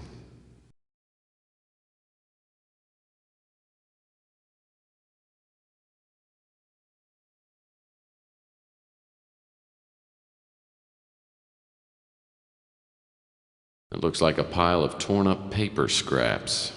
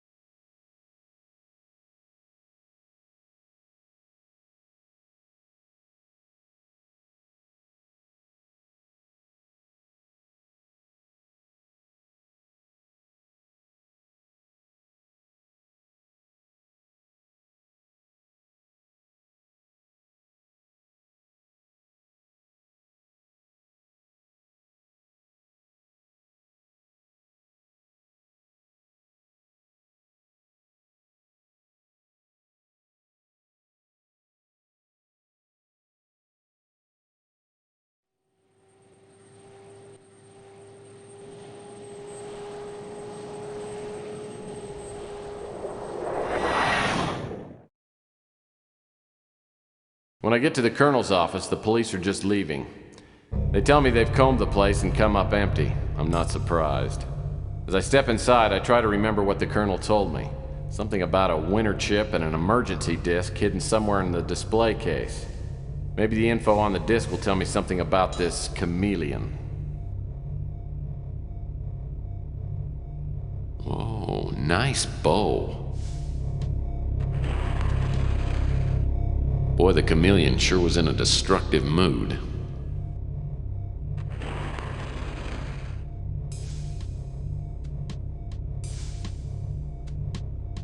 Oh, the colonel keeps this picture hung up so people will assume that he was in the Air Force.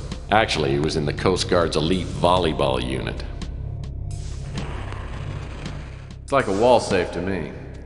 Maybe that emergency disc the Colonel told me about will help get the safe open.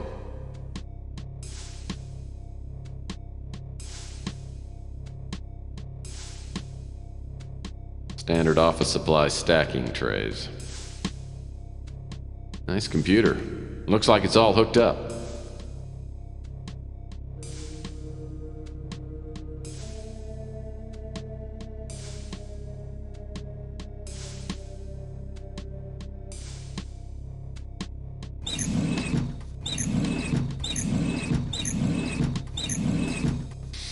My PI instincts and keen sense of smell tell me that this envelope was sent by a woman of some kind.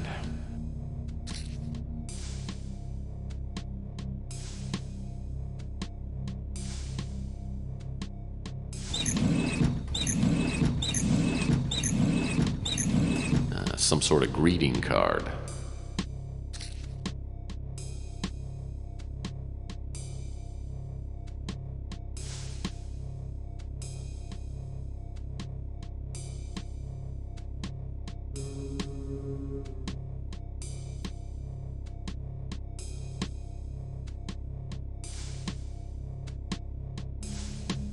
I'm sure the chameleon went through this stuff and picked up anything important.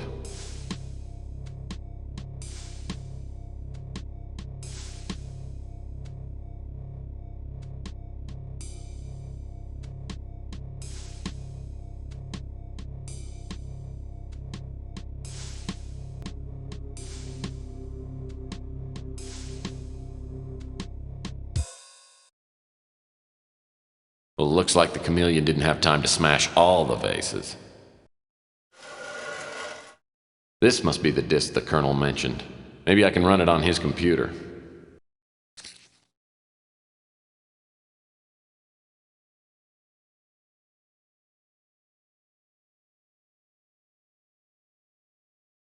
Well, the Colonel certainly does like his calendar spicy. Nothing's coming up. I'll need to load up a disk before I get any information off this computer.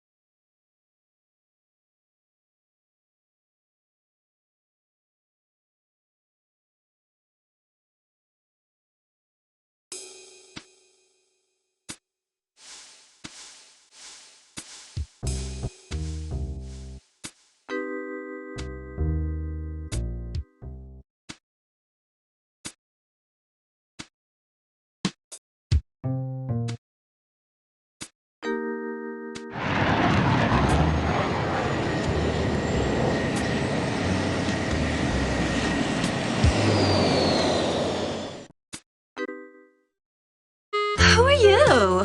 What do you want? date? I'm a friend of a friend.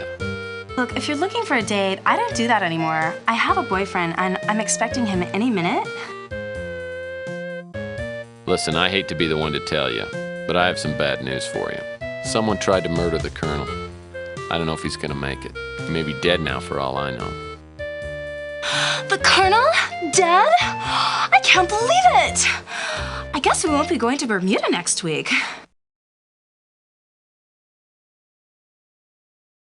I know this must be quite a shock, but I'm trying to find out who wanted him dead, and I could really use your help. Hold on a second. How do I know that you didn't, kill the Colonel? Well, he's not dead yet. I have something for you from the Colonel. Okay, let's see it.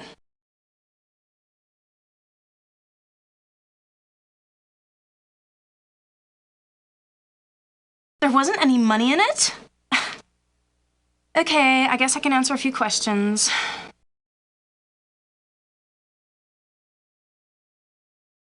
Well, he was nice to me, so I was nice to him. I mean, it was fun. I feel kind of bad now, though, because he gave me this package that I wasn't supposed to open unless something happened to him, but I opened it anyway. And I was so disappointed because there was nothing in it except for this stupid key. No money, no jewels, no nothing.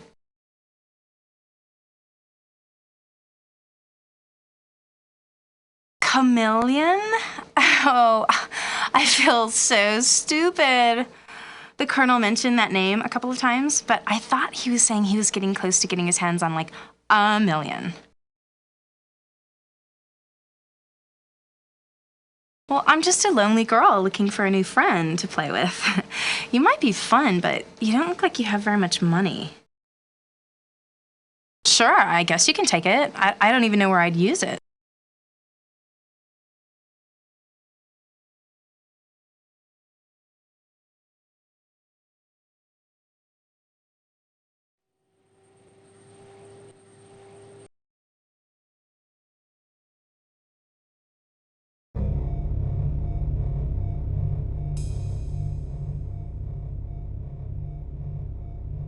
I gotta ask myself once more, does everybody in this town own a credenza?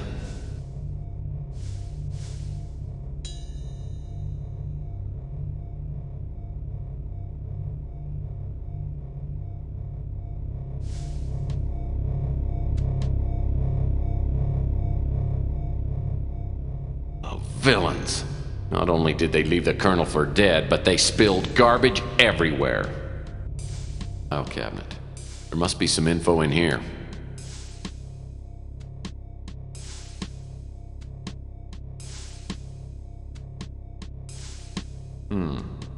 Locked.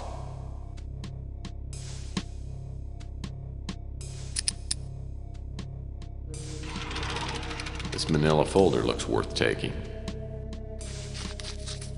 These documents are all in code. Hopefully the Colonel's got some sort of decoding manual around here.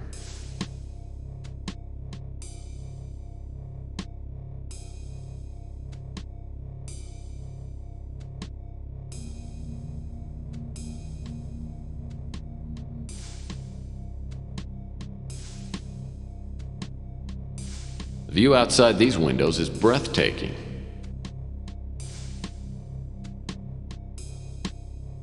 Rosebud. A deluxe hydro dispenser. And I thought my water cooler was nice.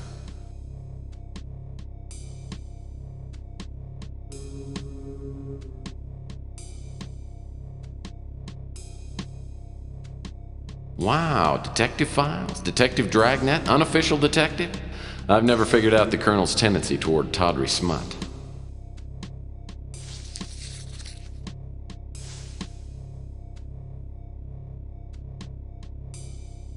A small return receipt from UPEX. Apparently the Colonel sent something recently.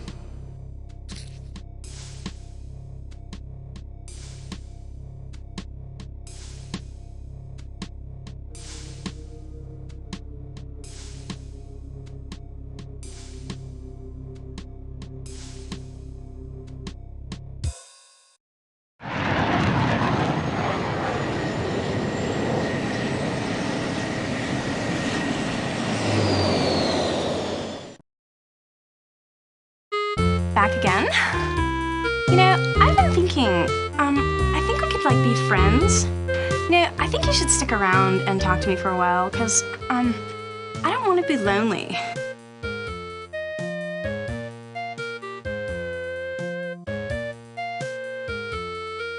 Normally, I'd pay good money to be friends with you. But right now, I just need to ask you something. Okay, but remember me the next time you got something burning a hole in your pocket. Cash, I mean. Oh yeah, I got another dumb letter from the Colonel. I mean, there were some, like, numbers and stuff written on a piece of paper inside. You can have it. I can't even understand what it is.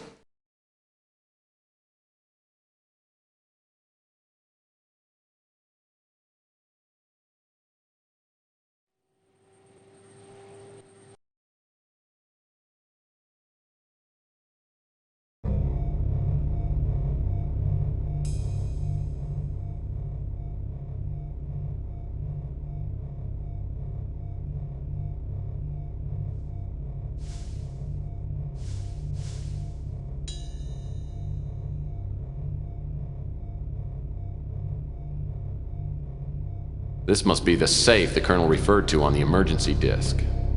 This is a top-of-the-line security safe, and I'll need a combination to open this.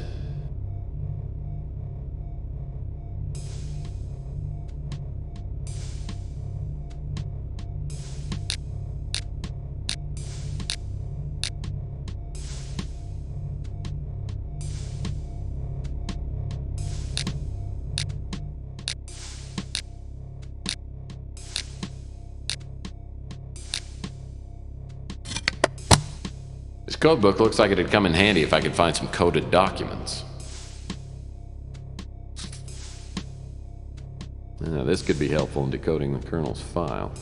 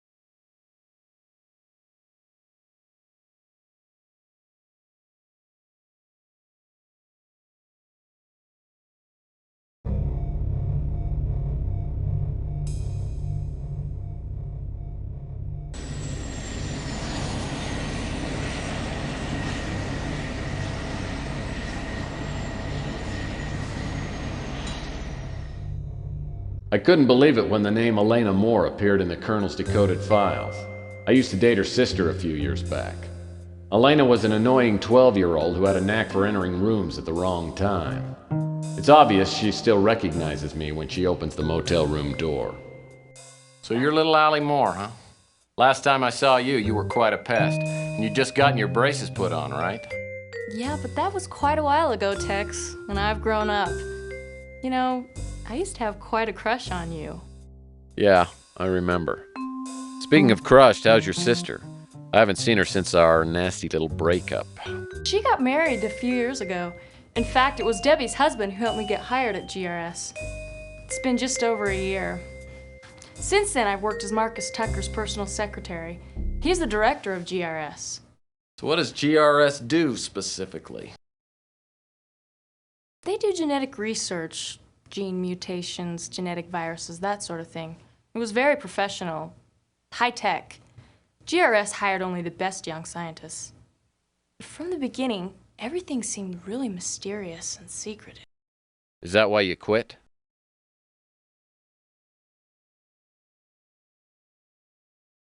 I didn't leave until I started receiving the threatening notes. At first I didn't take them seriously, but they kept coming. I decided to get away and use my vacation time, but when I got back, someone had gone through my apartment. That's when I checked into this motel. How did the Colonel find you? I don't know. He just appeared here one day. It took him a while to convince me that I could trust him. But now, for all I know, he's dead. I'm scared, Tex. Really scared. Look, I'll do what I can to help you, but I need to know everything. Why do you think someone at GRS wants you out of the way? I'm not sure. Since I was Mr. Tucker's assistant for a couple years, I had access to most of his files. Maybe someone thinks I saw something I shouldn't have.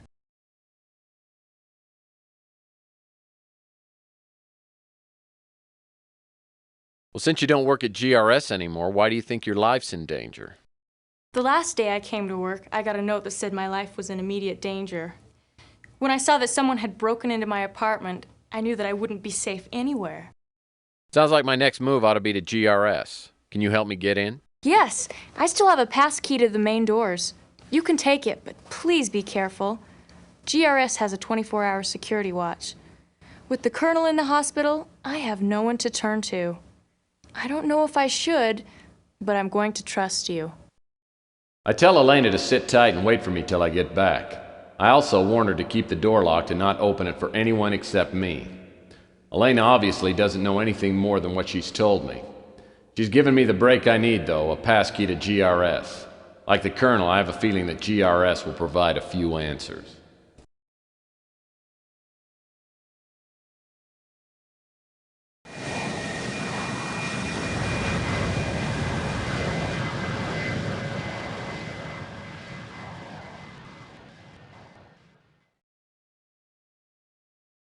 The GRS office complex is located in the heart of New San Francisco. Elena's passkey gets me into the lobby, which is empty. A directory shows Marcus Tucker's office on the 4th subterranean level. I take the elevator down. Before the doors open, I hear a warning. Attention! Lethal security probe on premises.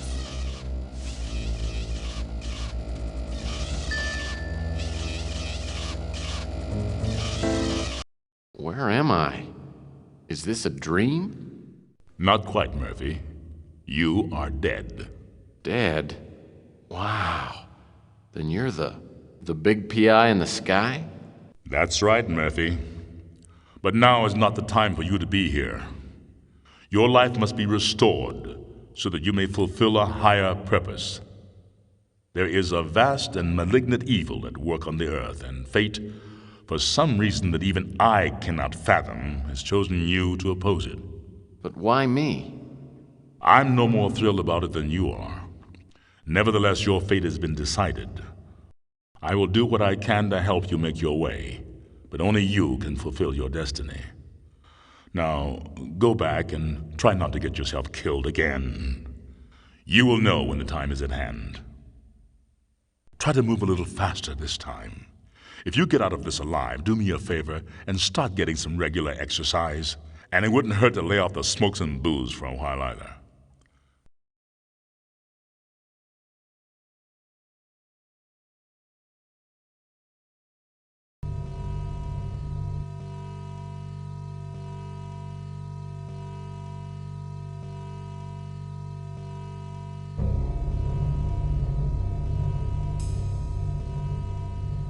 This type of safe requires a 6-digit code to open. If the people who worked here are anything like me, they would have written the code somewhere in case they forgot it.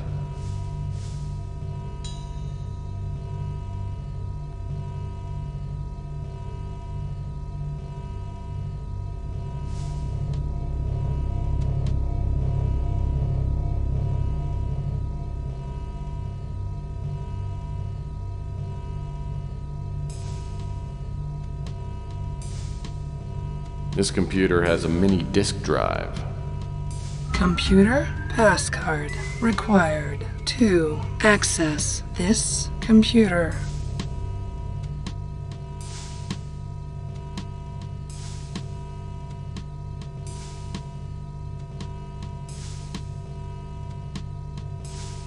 Whoa, what have we here?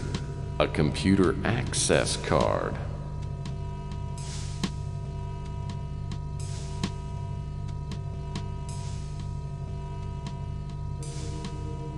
Thank you. This computer has a mini disk drive.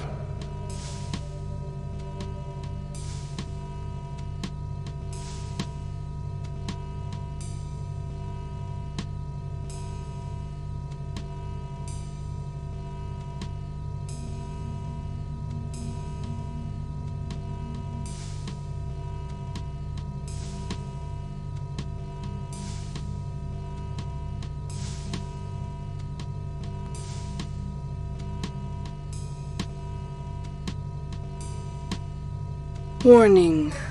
Security sweep will begin in 5 seconds.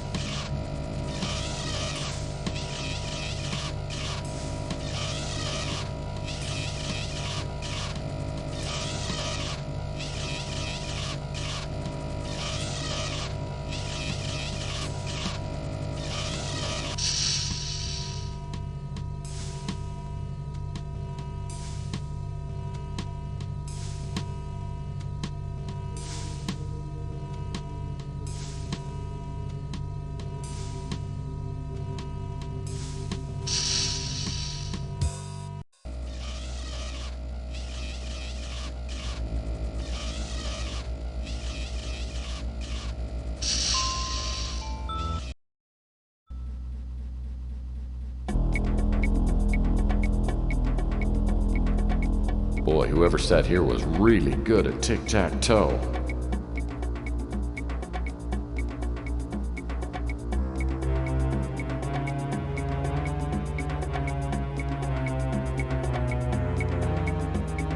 I have no idea what these things do, and I'm not sure I want to know.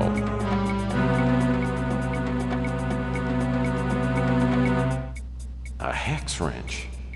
I've got an idea this will come in handy.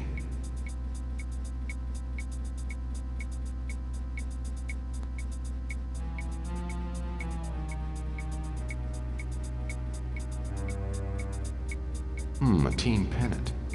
Paul must be a real baseball fan. Let's take a look at this thing. What do we have here? It's like a computer access card.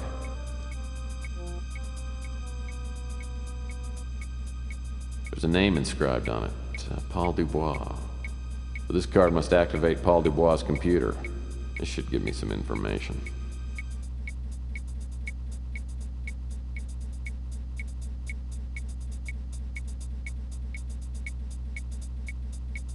According to the nameplate, this desk belonged to Paul Dubois. I should look around and try to get into his computer. Computer pass. Thank you.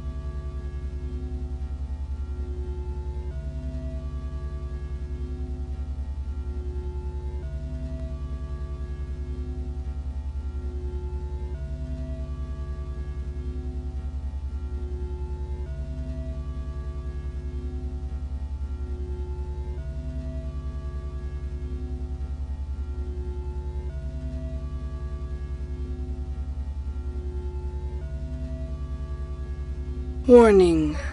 Security sweep will begin in 5 seconds.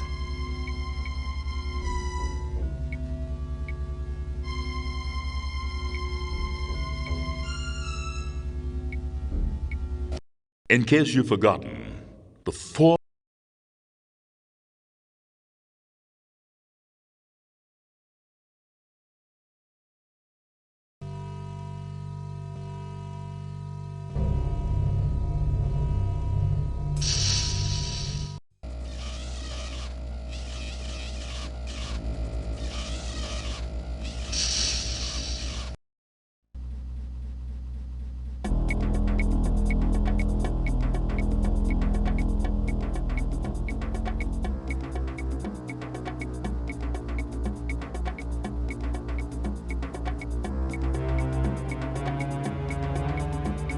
Let's take a look at this thing. There's a name.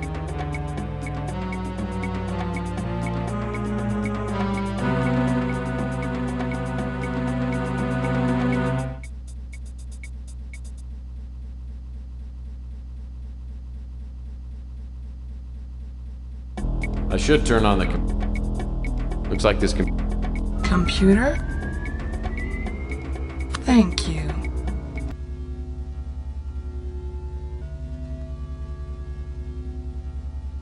Warning. Security sweep will begin in 5 seconds.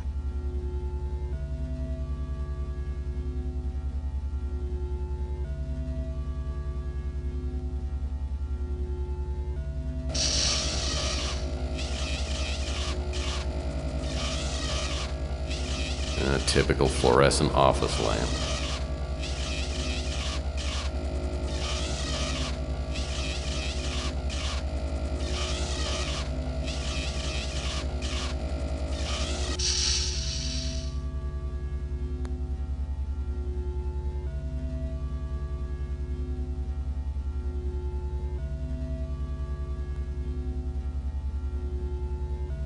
What a cute little TV.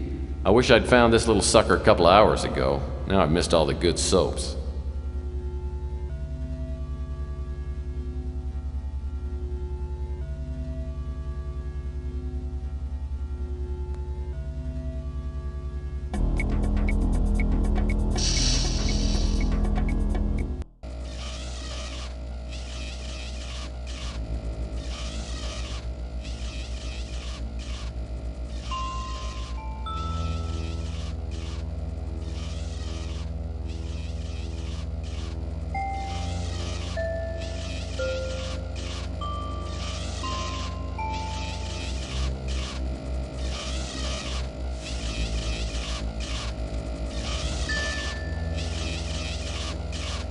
Try to move a little faster this time.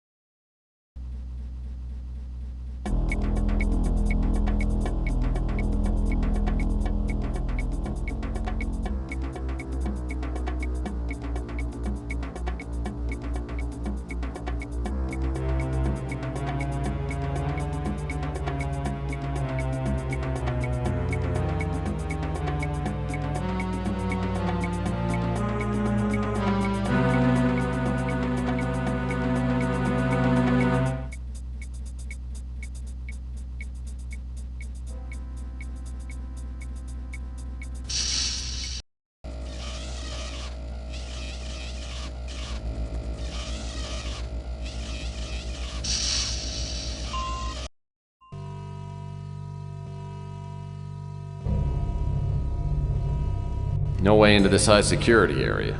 The switch to the door is that red button on the table. But what's that I see sitting next to it? That's a roast beef sandwich.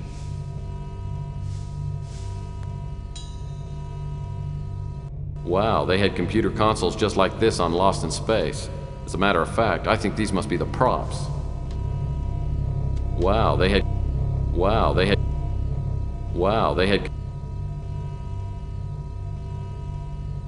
The air vent looks like it could be removed with a hex wrench. The opening isn't big enough for me to get through, though.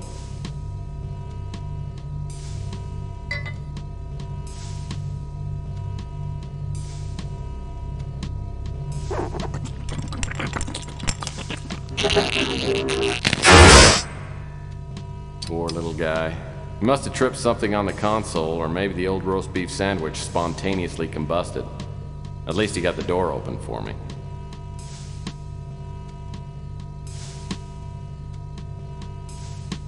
That button probably triggers the door.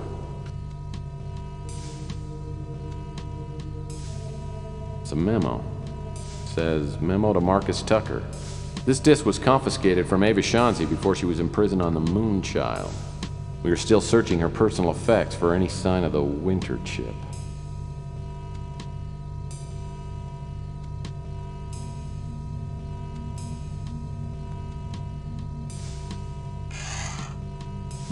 This laserdisc is titled, So You're Starting a New Job at GRS, narrated by Marcus Tucker. Oh, there's a scratch on the laserdisc. Wonder if it still works.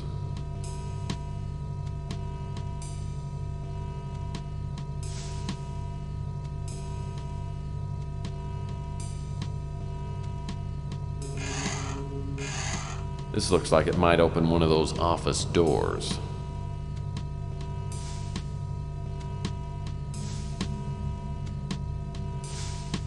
Warning. Security sweep will begin in 5 seconds.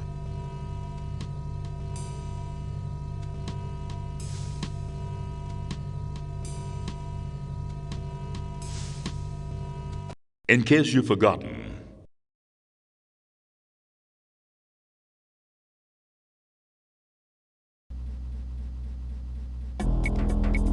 5 seconds.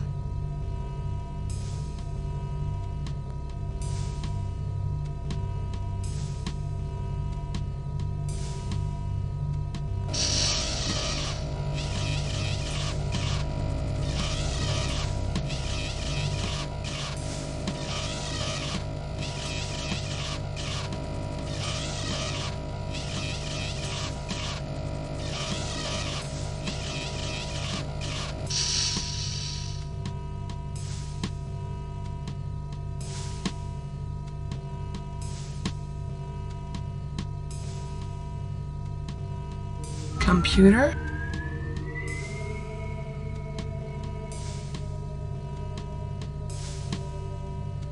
Thank you.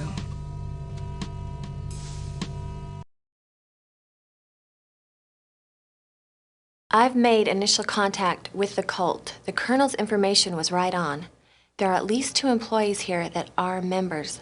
I haven't been able to find a solid link between GRS and the cult, but I'm sure Tucker knows what's going on. Over the past month, I've been letting people know that I support the eugenics movement. Finally, I was contacted today by a cult member named Murray. He's a project supervisor. I'll be attending an initiating meeting tomorrow night. I've gotten to know one of the young researchers, Paul Dubois. I'm fairly sure he knows nothing about the cult. He told me that Tucker doesn't trust most of his staff and has the project groups working separately. 9 or 10 people came to the meeting in Tucker's office. The only ones I knew were Tucker, Murray, and Paul. I got the name of only one other cult member, a creepy little Nazi named Camden Leander. He seemed to be the highest-ranking member. I didn't learn much. They seemed more concerned with grilling me and Paul. I don't think Paul is cut out for the cult. I think he's attended the meetings to get to know me. I've advised him to get out while he can. Also, there's a young woman named Elena Moore who works as Tucker's assistant. She doesn't seem to know what's going on here. I think she knows too much, and she'll probably be eliminated when the current project is finished. I've warned her to get out of the company. It looks like the project is almost completed. The cult members are ecstatic. I keep hearing them use the words purification and illuvion. I don't know what they mean, but whatever's going to happen is going to happen soon. I'm not going to use a chip until I have a better idea of what they're up to. At our last meeting, there was an older man. He looked familiar, but I couldn't place him. Apparently, he's in charge. I noticed him staring at me during the meetings. Afterwards, he pulled me aside and said there would be a special place for me in the new order. I'm going to play along.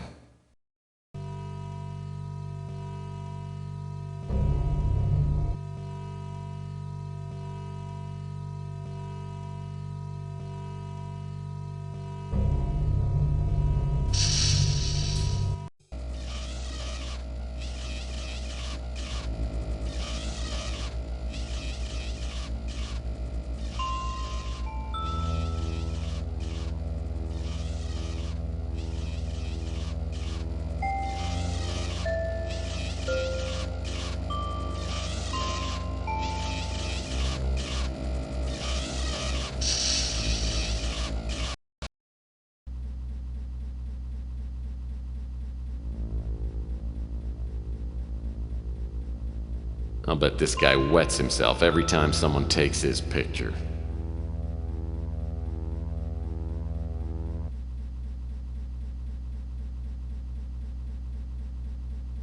Admit it, you can't tell I'm bald.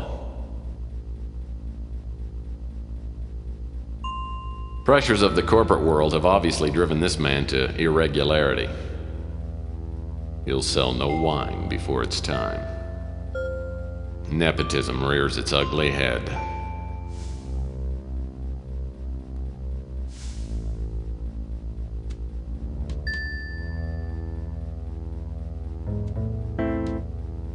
My home movies would look great on that screen. There must be a remote control panel that controls this video screen. Maybe it's somewhere on the conference table.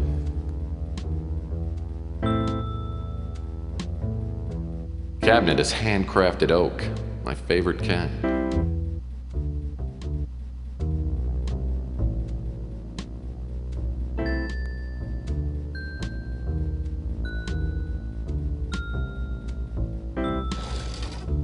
Another Playbub magazine. Say what you will, but I love the articles. Oh, it's an electronic shop laserdisc player. Chintzy, but it looks like it works.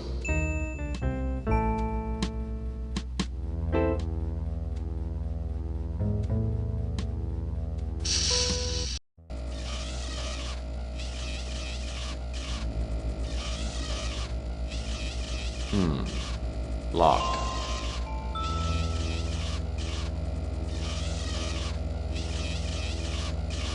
Looks like Tucker's access panel is turned on.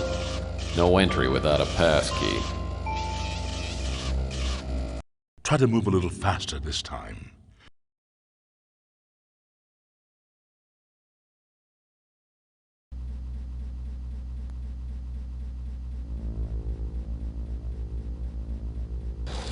Oh, it's an elect...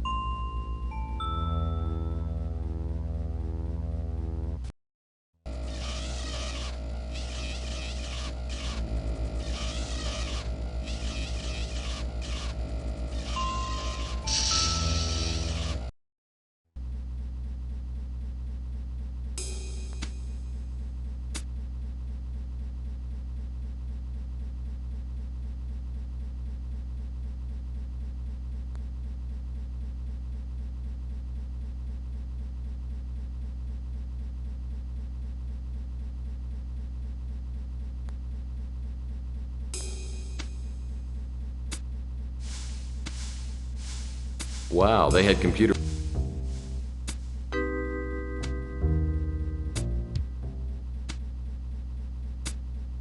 These computer panels probably do something, but I have no idea what it is.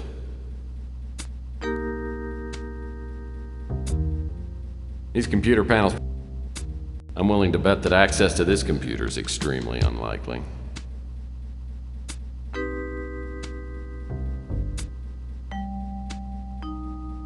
This panel must control access to the safe. Looks like it's a voice-activated ID system. My guess is that only Marcus Tucker's voice will work on this system.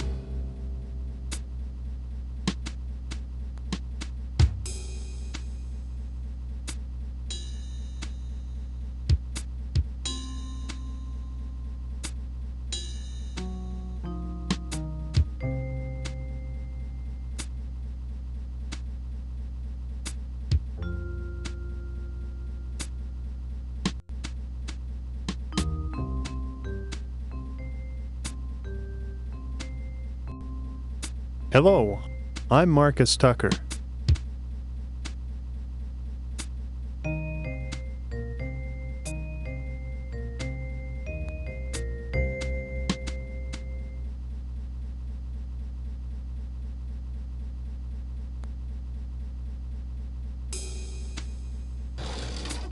This drawer got pretty thoroughly cleaned out.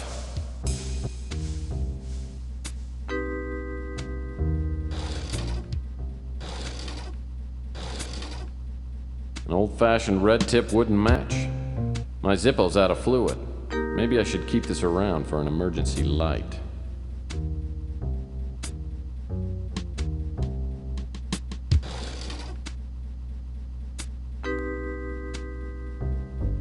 An old piece of masking tape is stuck here.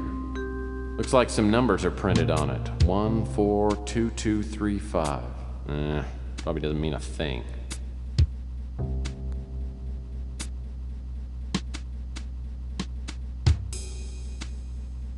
I'll need to turn on the access panel first. 2. Access the safe. Please prepare for voice ID verification. Please speak your name now. Warning. Security sweep will begin in 5 seconds.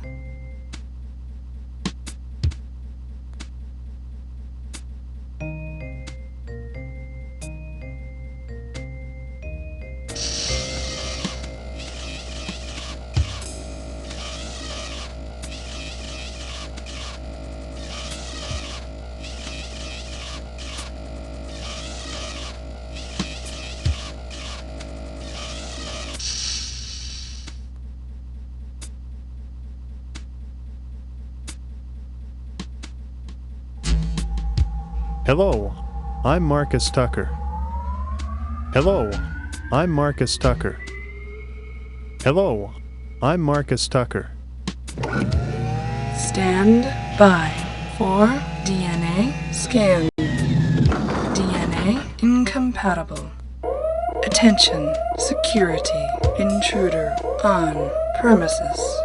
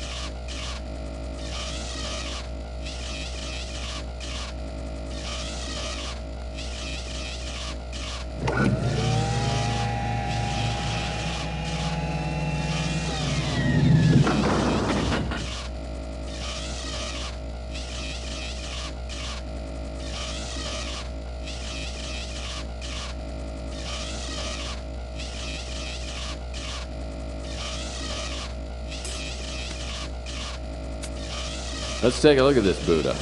Whoops. This is clumsy. Well, I'll be darned. This must be the winter chip. And it was right here under the cult's nose the whole time.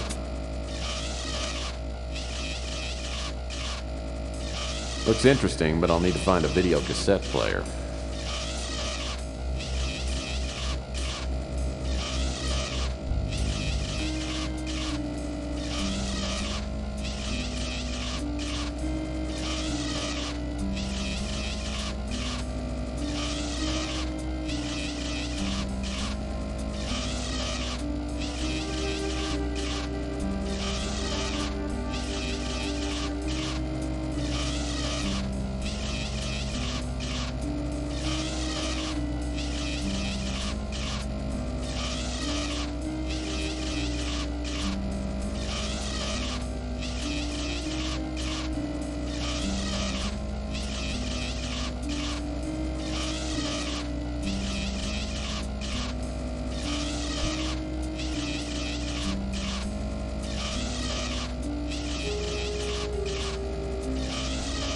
Maybe there's something worth finding inside.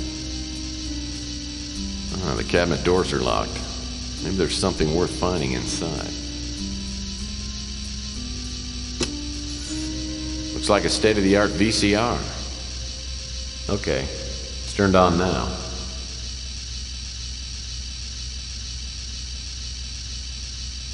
Though not an effective way to infect the mass population, the viral powder combined with tobacco then inhaled is the quickest way to provoke death.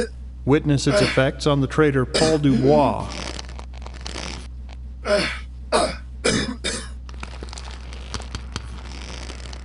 On a larger scale, the virus can be introduced into the upper atmosphere by means of dispenser satellites. With proper flight path alignment and a minimum of 100 dispensers, Earth's atmosphere could be thoroughly saturated within 12 hours. Once in the atmosphere, the viral molecules bond to condensing moisture and create a seeding effect. The ensuing rainstorms would bring the virus down to the planet's surface. As we have witnessed, the effect of the virus is almost instantaneous, and the entire fauna population of the Earth should expire within several days at most. While this method of extermination is thorough, its residual effects are significant.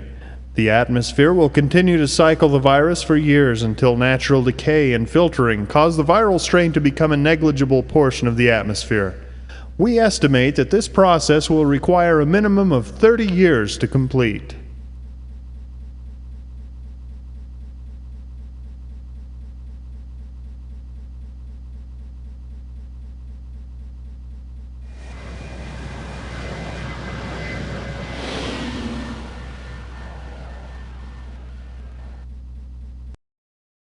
Sure, I'm glad to be out of GRS. I'll need to catch a few winks before I go anywhere else. First thing in the morning, I'll need to go back and check on Elena.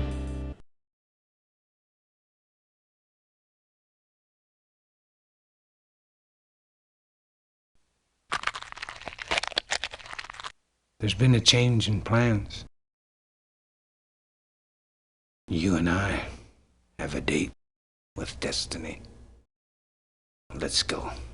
It feels like I've been asleep for about 10 seconds when I hear something moving through the office.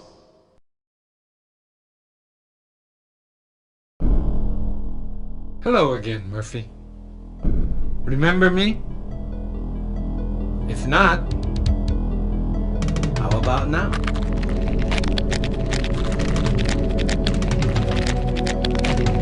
The ability to change forms is a talent I was born with.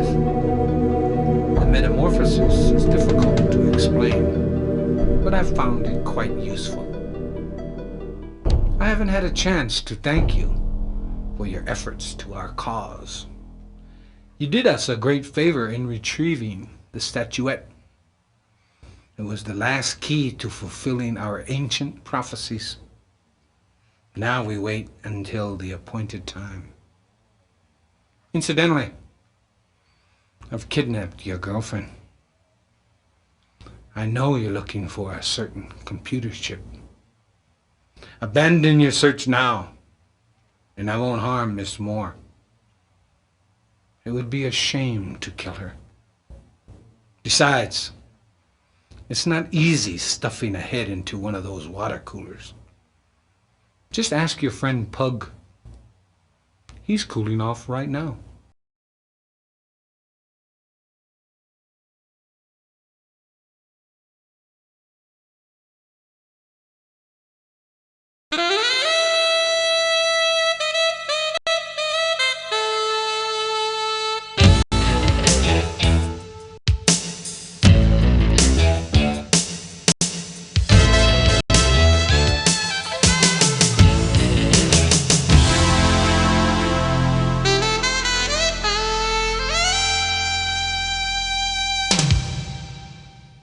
I tried for an hour to get Pug's head out of the water cooler, but it was no dice.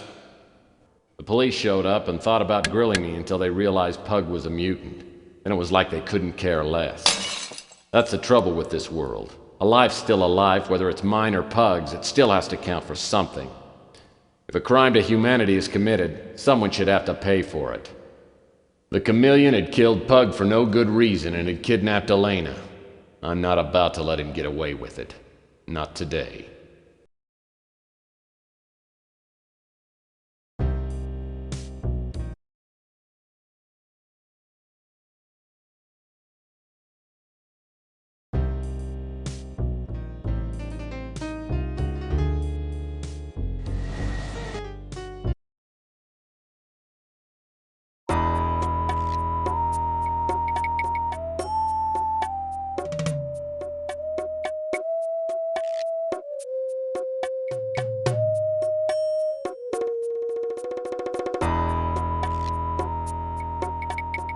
Hey, neat. I saw a watch just like this one in my spy supply catalog. Really nice spy watches have things like built-in parachutes. Maybe there's more to this watch than meets the eye. What's this? It's a secret compartment.